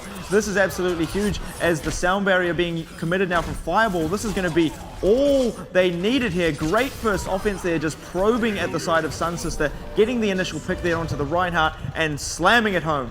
Wowee, what a big fight for Fireball as well, right? And remember, when you're running triple tank, that's a lot of hit points for a Genji to get his ultimate charge up. You could see Apudo jumping all around the tanks. No one could get him. That one hook they needed to land didn't connect, and Apudo just got his Dragon Blade so quickly.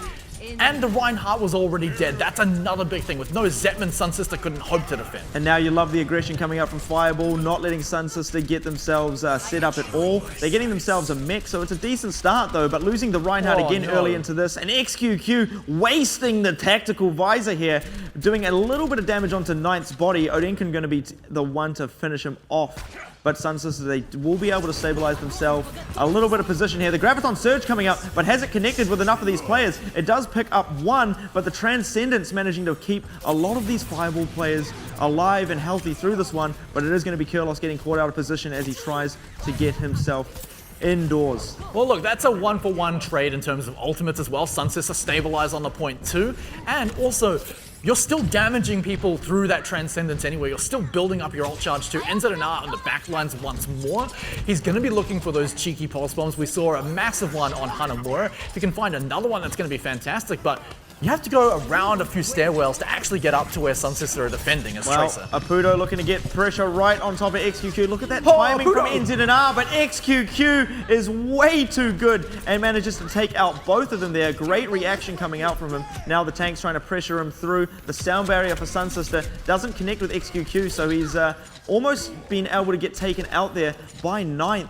But doesn't have enough damage, and that's absolutely a huge turnaround now for the side of SunSister. So the biggest moment in that was XQQ actually just shutting down both the flankers, Apudo and NZNR.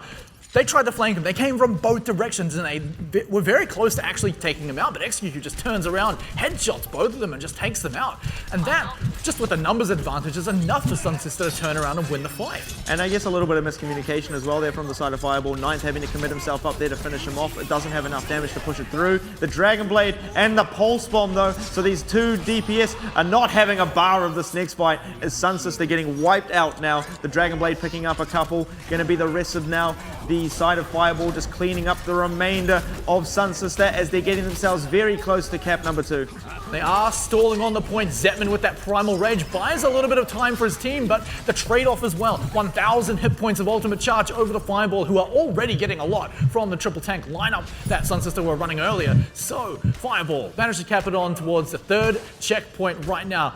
They do have a few ultimates to go with. They are not a team that's likely to swap onto the Reinhardt composition on this 3rd checkpoint, like a lot of teams do seem to do. But even if they were, they'd still use these ultimates first. This is where I wouldn't mind seeing SunSister bring the Hog back out now. We've seen other teams do this before, and it's worked out very well for them. XQQ hitting his tac visor again, but is he about to get caught out of position? This is going to be absolute disaster for SunSister, and indeed he does get taken down there, and Fireball rolling through with momentum here, not letting SunSister get any breathing room at all as they push themselves around this first corner here, and SunSister need to win this next fight or that's going to be all she wrote. That was just simply XQQ throwing a tactical visor into every single answer in the world for that ability. But as you said, one more fight to go. No ultimates for SunSister at all. It's now or never.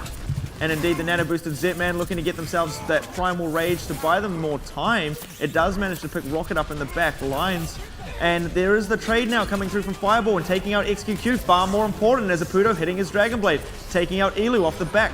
Mollis finding himself a mech, but is it enough? Oh, the blade being put away might be able to keep Night Owl alive. Can Apudo find him? Still trying to take him out, but it's going to be XQQ in the nick of time, getting himself back to help his teammate out. Let's truck it on. But that's huge right there for NZNR. Don't even let these SunSister players contest it. And Fireball, with 2 minutes left on the clock there, get the full cap on Dorado. Oh, a bit shaky there from SunSister, but they did manage to hold out for a few fights on the 2nd checkpoint. But with giving away the first one almost immediately, just gave Fireball so much time to work with, and in fact, they're going to have a whole ton of time in Time Bank if we do go there. So SunSister, in a similar way to Hanamura, are now facing down an impossible task. They not only have to fully cap all the way through Dorado, but they need to do it with a good enough time so that when they do go to Time Bank, they can actually contest Fireball there. And I mean, I talked about how I really liked SunSister's defense there, but they just looked a little bit stagnant, a little bit stuck in the mud there on that first point defense. Just didn't really have the reactionary plays there as Fireball were just probing them. NZNR on the left side flank from the stairs. Apudo just looking to get over the wall, keeping the Roadhog, having to keep checking behind him there, and then Apudo just comes around from the front side, taking out Zetman very early as the Reinhardt, and I mean, that just really speaks, I guess, to the entire sort of defense on Dorado here. I would have liked to see SunSister try and defend a little bit closer in the archway itself, right? The way you saw Zetman die, he was out in the open, so much airspace for Genji to jump around that Apudo just got an easy kill. There was no one to shut him down. Like I said, that hook didn't connect, and we all know what ability that is. Okay, he's not going to be the Yeah, I was like, surely not. Symmetra. Surely we will not be graced by her presence here on Dorado. No, unfortunately not. Those days are long gone. No more Symmetra for a while, but maybe one day in the future, Easy. Maybe one day in the future. But I think he swapped onto Zenyatta instead. The classic right now. So it's probably going to be a bit of a Apudo. So no, it's going to be 9th actually on the Soldier there. So triple DPS defense here coming up with the side of Fireball. Okay, getting really aggressive there as well on their defense, and this is definitely true to the Fireball style. They are not running a Diva though, that's the biggest thing to mention, which means that SunSister, they're going to have to get the most value they can out of XQQ and a Soldier, or maybe as Widowmaker. Well, this could be the change indeed that SunSister were looking for, but look at Apudo now, sneaky beaky getting up in the back lines. Or will have to fall back as a good reaction now coming up from SunSister. Can they take him out? Indeed, they can, as Odenkirk going to be able to pick him up there, but they do lose their Zenyatta, but the cart is still trucking on ahead. Zetman getting a little bit too aggressive there, falling as he tries to retreat as well. 9th being still uncontested up on this high ground, and without the rest of the players to help them here, Fireball will be able to sustain for a little bit of time. The cart might be trucking on, but it's basically guaranteed distance at this point anyway, and 9th actually getting a lot of his tactical visor ready to go. Apudo, XQQ finding that kill onto 9th. That's a big shot there. That's a big boy shot indeed, as they managed to open this one up here. Odenkirk finding that kill onto Titawatt now, and that's going to be the wall hacks now coming through. XQQ looking to find himself another pick as the rest of SunSister just charging on ahead.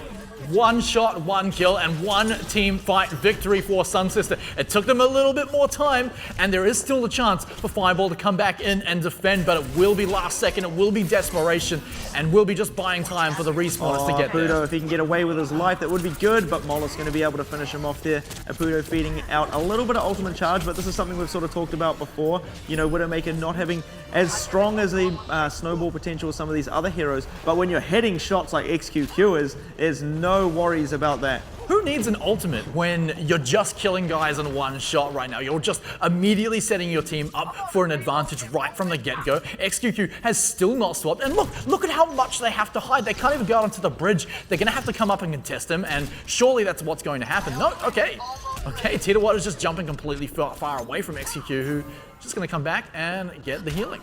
And that is extremely aggressive play there coming up from XQQ, and you gotta love to see it here.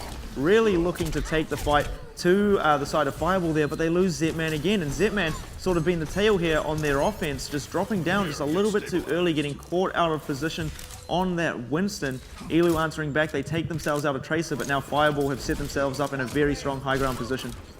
XQQ, a little bit of a dangerous position. Enzenar could come out of nowhere, but look at Fireball's ultimates as well. That's 6 tick marks. Here we go. And indeed, there's the Nano Visor coming through, going to be getting a lot of that eaten actually by Odenkirk, so very nice counterplay as well, not giving that the full mileage that they were looking for. The Transcendence actually being used now as well from Night Owl, so seeing if he can get himself out and back to the rest of the squad. But this is the issue now with the Widowmaker not being able to land enough shots, and now that Primal Rage going to be buying Fireball yet more time. XQQ looking to land a couple up onto these squishier heroes up in the back line, but Apudo's already picked himself up a pair. Enzenar's already back in the fray, dishing out a ton of damage here, and now XQQ caught out without any assistance. Oh, but it will be Elo to fall, as XQQ will be able to retreat, but some huge ninja stars there from Apudo, headshot after headshot, and SunSister forced back to a reset. Well, it was a long defense for Fireball there, but it was also an expensive one. Those 6 ultimates we saw before, only one remains. But luckily it is Apudo and his Dragon Blade. These have gone very big before,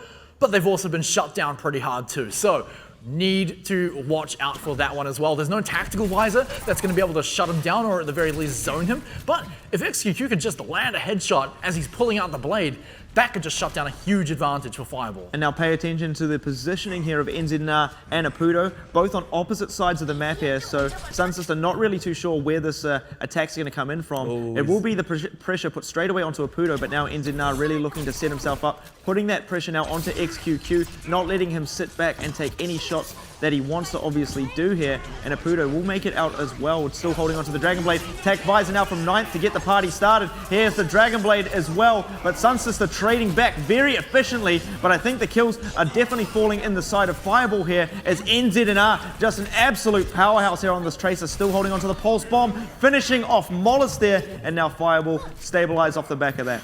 And XQQ gonna get off the Widowmaker, go onto that Genji, because SunSister need to go in heavy right now. Fireball, that last fight was enough just with the Dragon Blade, and now they can actually just start building up to their other ultimates. Sorry, they also use Tactical Visor, so both these DPS ultimates will be down, but SunSister, they don't have a lot to go with either. They've really only got the sound barrier. Usually you want to save that for something like a Dragon Blade or like a Tactical Visor. Instead, just going to have to use it to brute force a win. And they do only have 1 minute 38 left on the clock. The Transcendence coming through, still have that sound barrier in hand for this next engagement, but they need to get XQQ's Dragon Blade up as soon as possible. Even trades coming off the board, both teams losing their Zenyatas very early, making that both the Genjis out of the fight as well here, and Mollis now in a very strong position, but not managing to find these shots just yet. Now managing to get right up behind 9th, throws the Pulse Bomb out to no avail, catches nobody with it there. Still even trades now across the board. The Nano Boost actually being committed into this fight here. Still doesn't find too much with it. Now Mollis needs to be careful. Fireball all over him there. And Zetman keeping hope alive here with the Primal Rage. The Transcendence actually being committed by Rocket as well on top. So the SunSister side going to have to retreat here.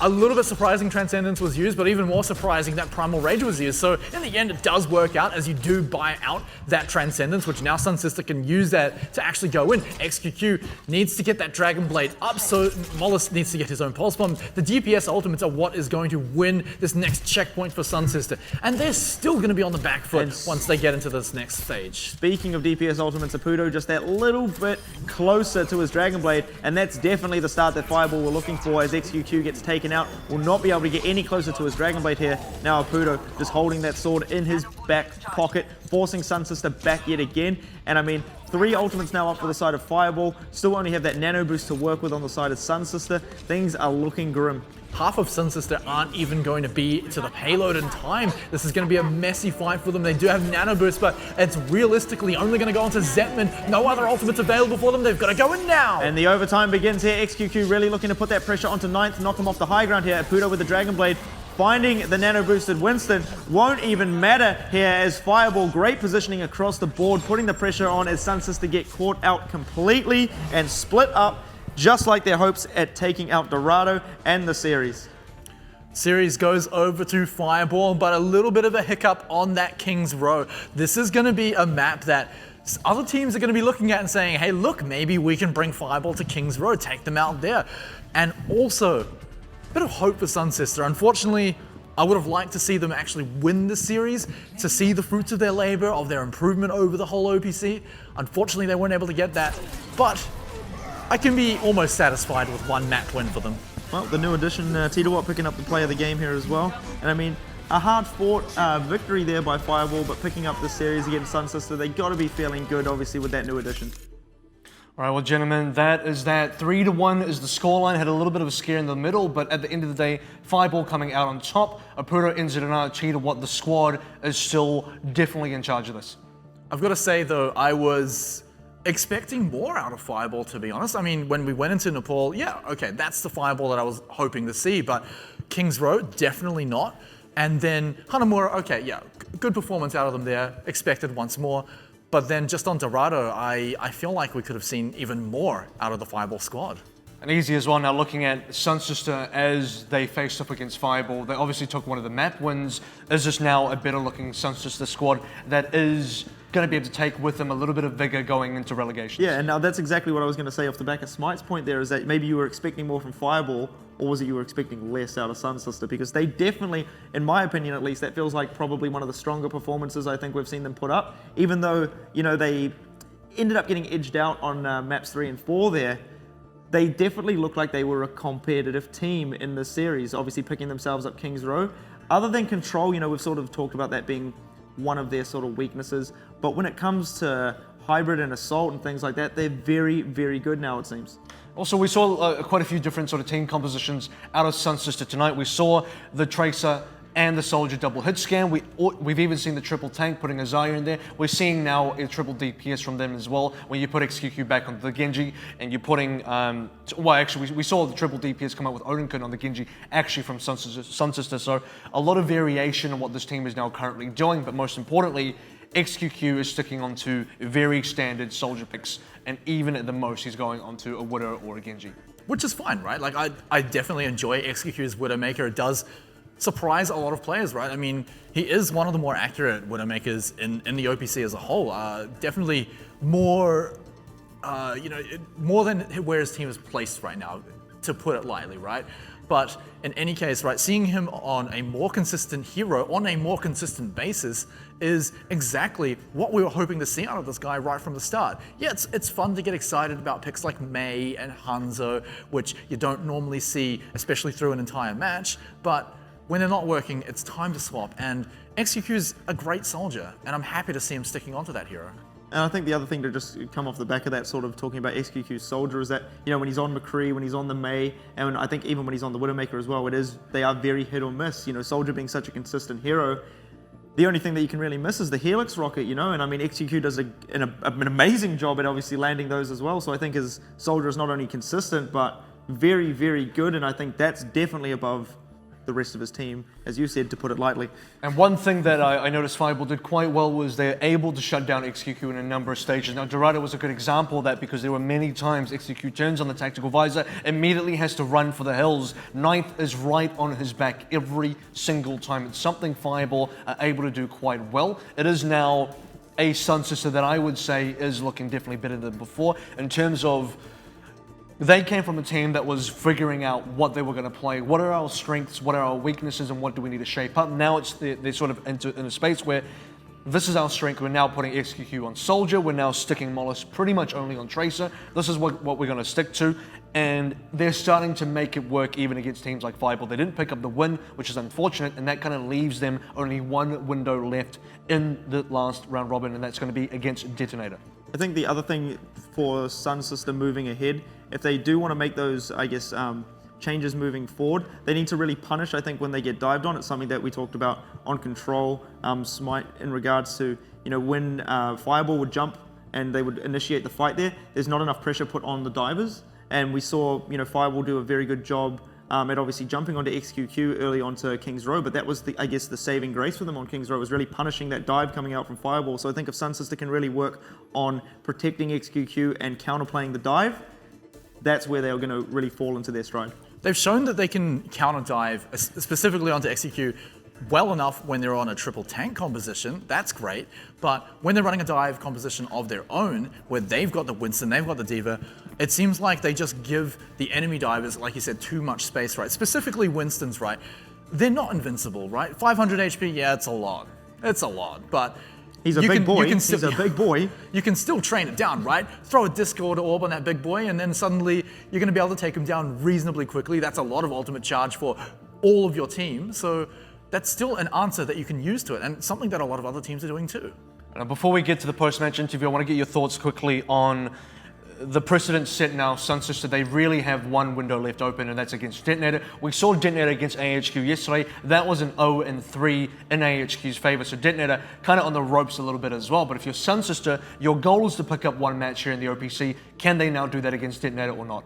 I mean, if they play the way they just played just now, I feel that's going to be a very tight match. Going to the best of 5, I don't think that Detonator have it in them to 0-3 them, to completely wipe the floor with them. SunSister have definitely looked stronger, and as I mentioned, very impressed with their performance here tonight.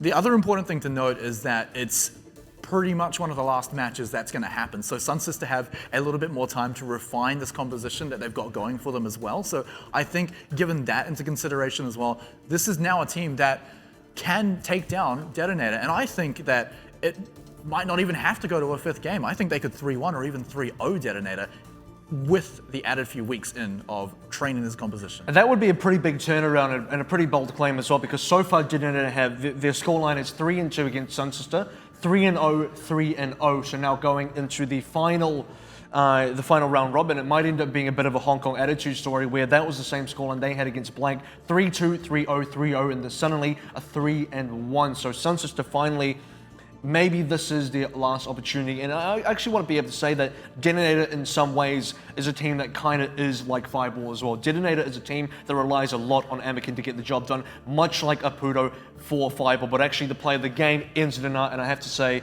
his performance specifically on Nepal was fantastic.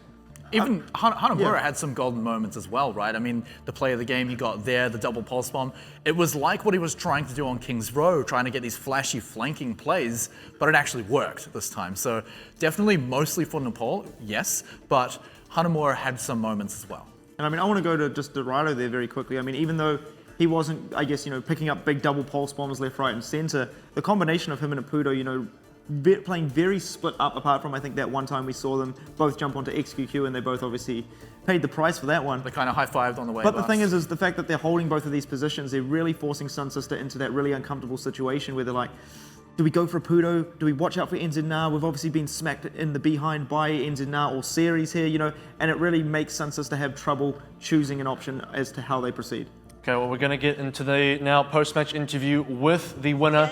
It's going to be Apudo, with their coach Zen and also their manager as well. If it is in Taiwanese, I'll be translating over, but I do believe it might actually be in English. 你好。我不懂，对，很认真的在学中文，每次都感觉都会想问一下。我那天还会看观战的时候，他们都会打哦，就会学打一些中文这样。那我们这边先来问一下，我不知道今天就在一开始的时候，是不是有感觉 SST 的状态变得更好了？So did you feel like going into today's match that SunSister have definitely improved? ก็เขาถามว่าซันซิสเตอร์รู้สึกว่าเล่นดีขึ้นไหมนะเรารู้สึกว่าการสื่อสารเขาดีขึ้นแล้วก็แบบเขาเล่นตอนเขาเล่นด้วยกันนะติ๊กด้วยกันนะเขาจะเริ่มแข็งแกร่งเริ่มเอาลงยากแต่พอแบบเราหาจุดเวลาเขาแยกกันอะไรเงี้ยเขาก็จะเริ่มพลาดทีละคนอะไรเงี้ยก็คือเขาจะเก่งตอนที่เขาอยู่ด้วยกันแต่ถ้าเกิดมีใครที่แบบแยกตัวมาก็คือทีมเขาก็จะแบบแปลกๆเล่นแปลกๆเลย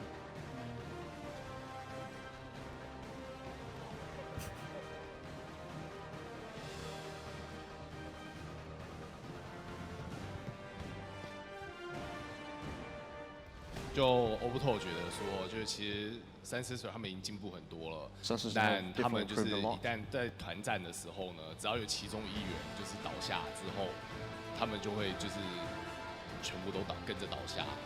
了解，翻译是不是很努力的在记住要讲什么？因为其实有点长。It's definitely noticed in terms of the scrims and the practices with SunSister as well. They have been steadily getting better. 很快，是不是在这张图比较不拿手，还是其实是 SST 在国王大道这张图他们特别拿手？ Alright, so did you feel like specifically on King's Row, this was a bad map for you guys, or just maybe a really good map for SunSister? อ๋อรู้สึกมันผิดพลาดเรื่องการสื่อสารครับผมแล้วก็ผมรู้สึกว่าด่านนั้นเราเมเนจอันติได้แย่มากทำให้เราโดนดันแบบแปลกๆแล้วก็ทามมิ่งในการเล่นของเราเนี่ยเหมือนเร่งจังหวะไปจังหวะหนึ่งเราก็เลยปรับหลังจากที่เราแพ้ครับผม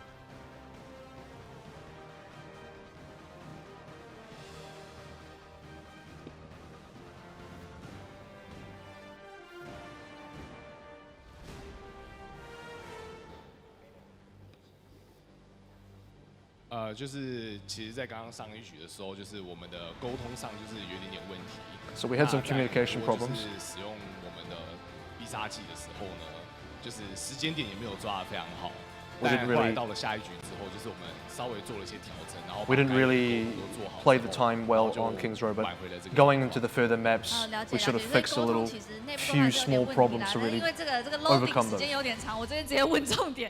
好，那因为在后来就大家比较好奇的部分嘛，是多拉多这张图他在推车的时候，他最后感觉是想砍那个安娜冤氏嘛，可是安娜剩一滴血，冤氏怎么样就砍不死他。You wanted to kill Anna on Dorado, and you nearly didn't get the Anna, or you actually didn't get the Anna while Anna got away on very low health. So what sort of happened there?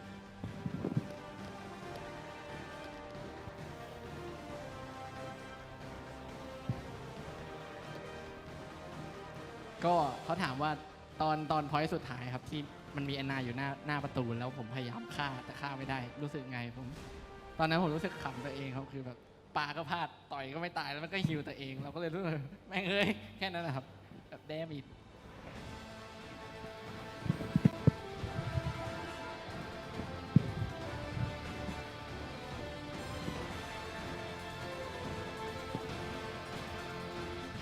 他说他觉得其实蛮可惜的，就他其实很努力也要丢他，或者是用各种方法把他杀死，但是就是杀不到他。Yeah, he found it very difficult. He's looking for a little different sort of options, but he just couldn't get it done in the 这 end. 一句答案。那大家，我们等一下要进个这个1分钟的广告，稍后呢还有我们沙发区一样这样是一连 So 串 they're 的 going to 访问 take 哦。 a 1-minute break before heading over to the couch as well. So some interesting thoughts there. They do believe that even after playing SunSister, a lot of improvements there, and they could really feel it. Yeah, I mean, I think we also discussed that as well. We felt that SunSister have improved.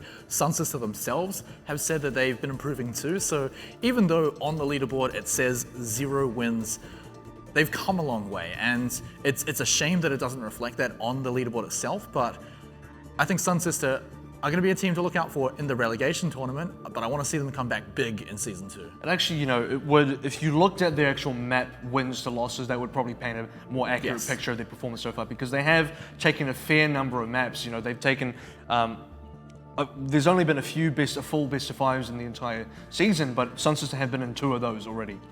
And I mean, I guess that speaks volume about their tenacity, you know, as a team, you know, really trying to, I guess, not, give up too soon, which is a really good sort of, a really good piece about their team, you know, like going into the tournament when you're sort of in week 7, I think it was, and they were still sitting on 0 wins, and you think, well, we've got no chance now, guys, you know, to really come back into this and to still continue to try and improve, continue to push ahead, and really try to take, you know, some maps and some games off some of the best teams in the tournament, really speaks volumes about, you know, their effort levels. Yeah, I've got to agree. I mean, it's hard to get up on stage in week 10 with 0 wins and still put on your game face. But SunSister, they've done it every single week, and I've got to give them props for that while still improving at the same time. Absolutely, and it's not all over for them just yet. They still have that matchup against Machi later on, but we are going to head over to the couch. It's going to be Titawat and Zin, and of course the manager again. Fireball 领队还有他们的队经理，新进的队员 Titawa 这边跟大家问个好。对，这边很高兴邀请到 OPC 最欢乐，带给我们很多开心的时刻的 Fireball。这边想要问一下，因为 Titawa 是新进的队员，那听说他只有16岁，然后想要问一下，就是因为我们比赛其实到现在已经是第4循环，已经到了尾声了，那怎么没有从一开始就跟队伍来到台湾，从一开始第1个循环开始打，而是到后面才过来？ All right, so the question was, we're now into week 10. Titawat is also a really young player, he's only 16. Why was it only that he's joining the team now instead of earlier on? ทำไมบาสไม่จอยไฟบอลตั้งแต่ตอนซีซั่นเปิดทำไมเพิ่งมาจอยตอนซีซั่นจะจบแล้ว ตอนนั้นที่บ้านมีปัญหานิดหน่อยครับแค่นี้แหละพี่ He couldn't join us at the beginning because he have a problem with his family. So yeah, after he fixed with the family situation, then yeah, he will be able to join us. 他说，因为就是他之前就是因为家里面有点事情，所以他就是不是那么方便。那现在就是处理好了，那就是才有办法过来这样。是。那么我刚刚稍微有跟他聊一下，他好像是去年BlizzCon 世界杯泰国队的一个成员，然后而且才16岁，可不可以跟我们聊一下，就是他自己电竞这一块他是怎么进入的？然后，而且在短时间以内，然后以16岁的一个年纪，因为算是蛮小，可能我们会评估为比较有天分型的一个选手，然后进入到世界杯，可不可以跟我们聊一下这一段过去？ So they're wondering that, you know, like Titawa is 16 and he's still very young in this field. How did he manage to like work his way all the way to like BlizzCon and have all these achievements? เขาบอกว่าประมาณว่าคือบาสยังเด็กมากเพิ่ง16เองคือทำยังไงถึงได้มาอยู่จุดนี้ได้แล้วถึงได้แบบไปบิสคอนได้ด้วยคือแบบทำตัวยังไงมั่ง แสดงให้พ่อแม่เห็นก่อนเรื่องเวลาว่าเราสามารถทำอะไรได้ เรามีอะไรดีเราเริ่มจากการสตรีมจาก1คน2คน3คนแล้วก็มีพี่ๆหลายๆคนที่เขาแบบเขาชอบเราเขาก็ไปช่วยกันผลักดันนะครับประมาณนี้แล้วก็ฝึกซ้อมอย่างก็ค่อนข้างหนักครับพอพ่อแม่ทางครอบครัวผ่านแล้วก็มุ่งหน้าซ้อมเต็มที่ครับ he have a few things that he have to do. First, he have to make sure that his parents see that he can manage his time playing game and study, and after that by streaming, like and make a lot of fans, and when the fan like him and a lot of people like him, right, and then they start to help him in the competitive level, and then he just practice and prove himself that he can be the best. 他说，就是最主要其实就是，当然一开始是家里面的人，就家里面的人就是其实我们小时候都这样，就你要打电动，那你功课有没有顾到？哦，这很重要，对他爸妈来讲。所以呢，他就是在能顾及到他的学业的情况之下，就是他爸妈才让他可以有这个机会去打这个游戏。那打了这个游戏，他就很努力、很认真的去打这个游戏，然后慢慢之后就是越打越多，就知名度越来越好了之后，然后呢才有机会就是到我们这边来这样。是，对对。那另外一个问题想要了解一下，就是看起来现在他在比赛当中他是玩主坦位温斯顿的一个位置，那这是跟他过去的一个角色是一样的吗？还是他是从别的角色踏到主坦位？ So did Titawat play like the tank in the beginning, or did he play some other characters before and then transfer to tank? ก่อนหน้ามาเล่นแทงค์เนี่ยตอนเนี้ยเคยเล่นอย่างอื่นหลักๆมาก่อนไหมหรือว่าเล่นแทงค์มาตั้งแต่แรกเลย เล่นแทงตั้งแต่เกมยังไม่เปิดตั้งแต่มันเป็นโค้ดเบต้าพี่ he play main tank as a beginning 就他一开始入行的时候就玩 tank。 哇，这样子应该这个队伍的一个风格，由他加入以后应该会完全的融合。那另外一个问题就是想要问一下，因为他只有16岁，然后其实对于16岁的小男生来讲，要离乡背井，然后来到台湾，可能需要一点时间。那他父母那边会不会很担心他，或者是他自己的一个学业？因为现在刚刚有提到，他父母应该会比较在意他的学业，这方面他是怎么跟家里面都同意了吗？然后会不会很担心他这样子？ So since like we're very young, and then you have to like leave your house, come here all the way to Taiwan. So how does your parents feel about you coming here and leaving school and then joining a team and living in a completely different country that has different culture? เขาถามว่าคือบาสเด็กใช่ไหมแล้วพ่อแม่รู้สึกไงบ้างที่บาสจะต้องแบบเลิกเรียนแล้วก็ย้ายออกจากบ้านมาอยู่ที่นี่เป็นโปรแกรมเมอร์แล้วก็แบบมาอยู่ที่แบบว่าคือมาอยู่ต่างประเทศอ่ะโดยที่แบบไม่มีพ่อแม่อยู่ด้วยประมาณรู้สึกประมาณนี้ตอนแรกพวกเขาก็ยังไม่เข้าใจแล้วก็เราก็ทำให้เขาเห็นว่าเราสามารถทำได้นะเรามีความรับผิดชอบพอพ่อแม่เราก็เข้าใจเราลูกเรามีความรับผิดชอบเขาก็ไม่ค่อยเป็นห่วงเท่าไหร่แต่เขาก็ยังเป็นห่วงอยู่ครับ He said that first he tried to convince his parents that he have good responsibility, that he can take care of himself, and even though that he can take care of himself, his parents still worried. But as a team, we are family, so we can look up, we can help him with that, responsibility and stuff. 就其实当然他爸妈还是非常担心的，但是他觉得说就是其实有一点很重要的是因为。 人都会长大，对。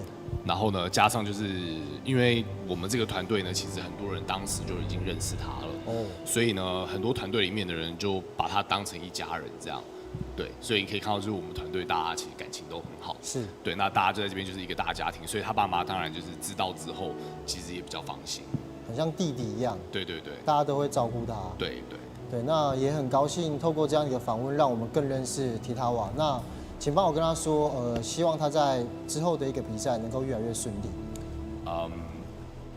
Everyone hopes that Titawa can have perform better, and then we see very positive about him playing with us.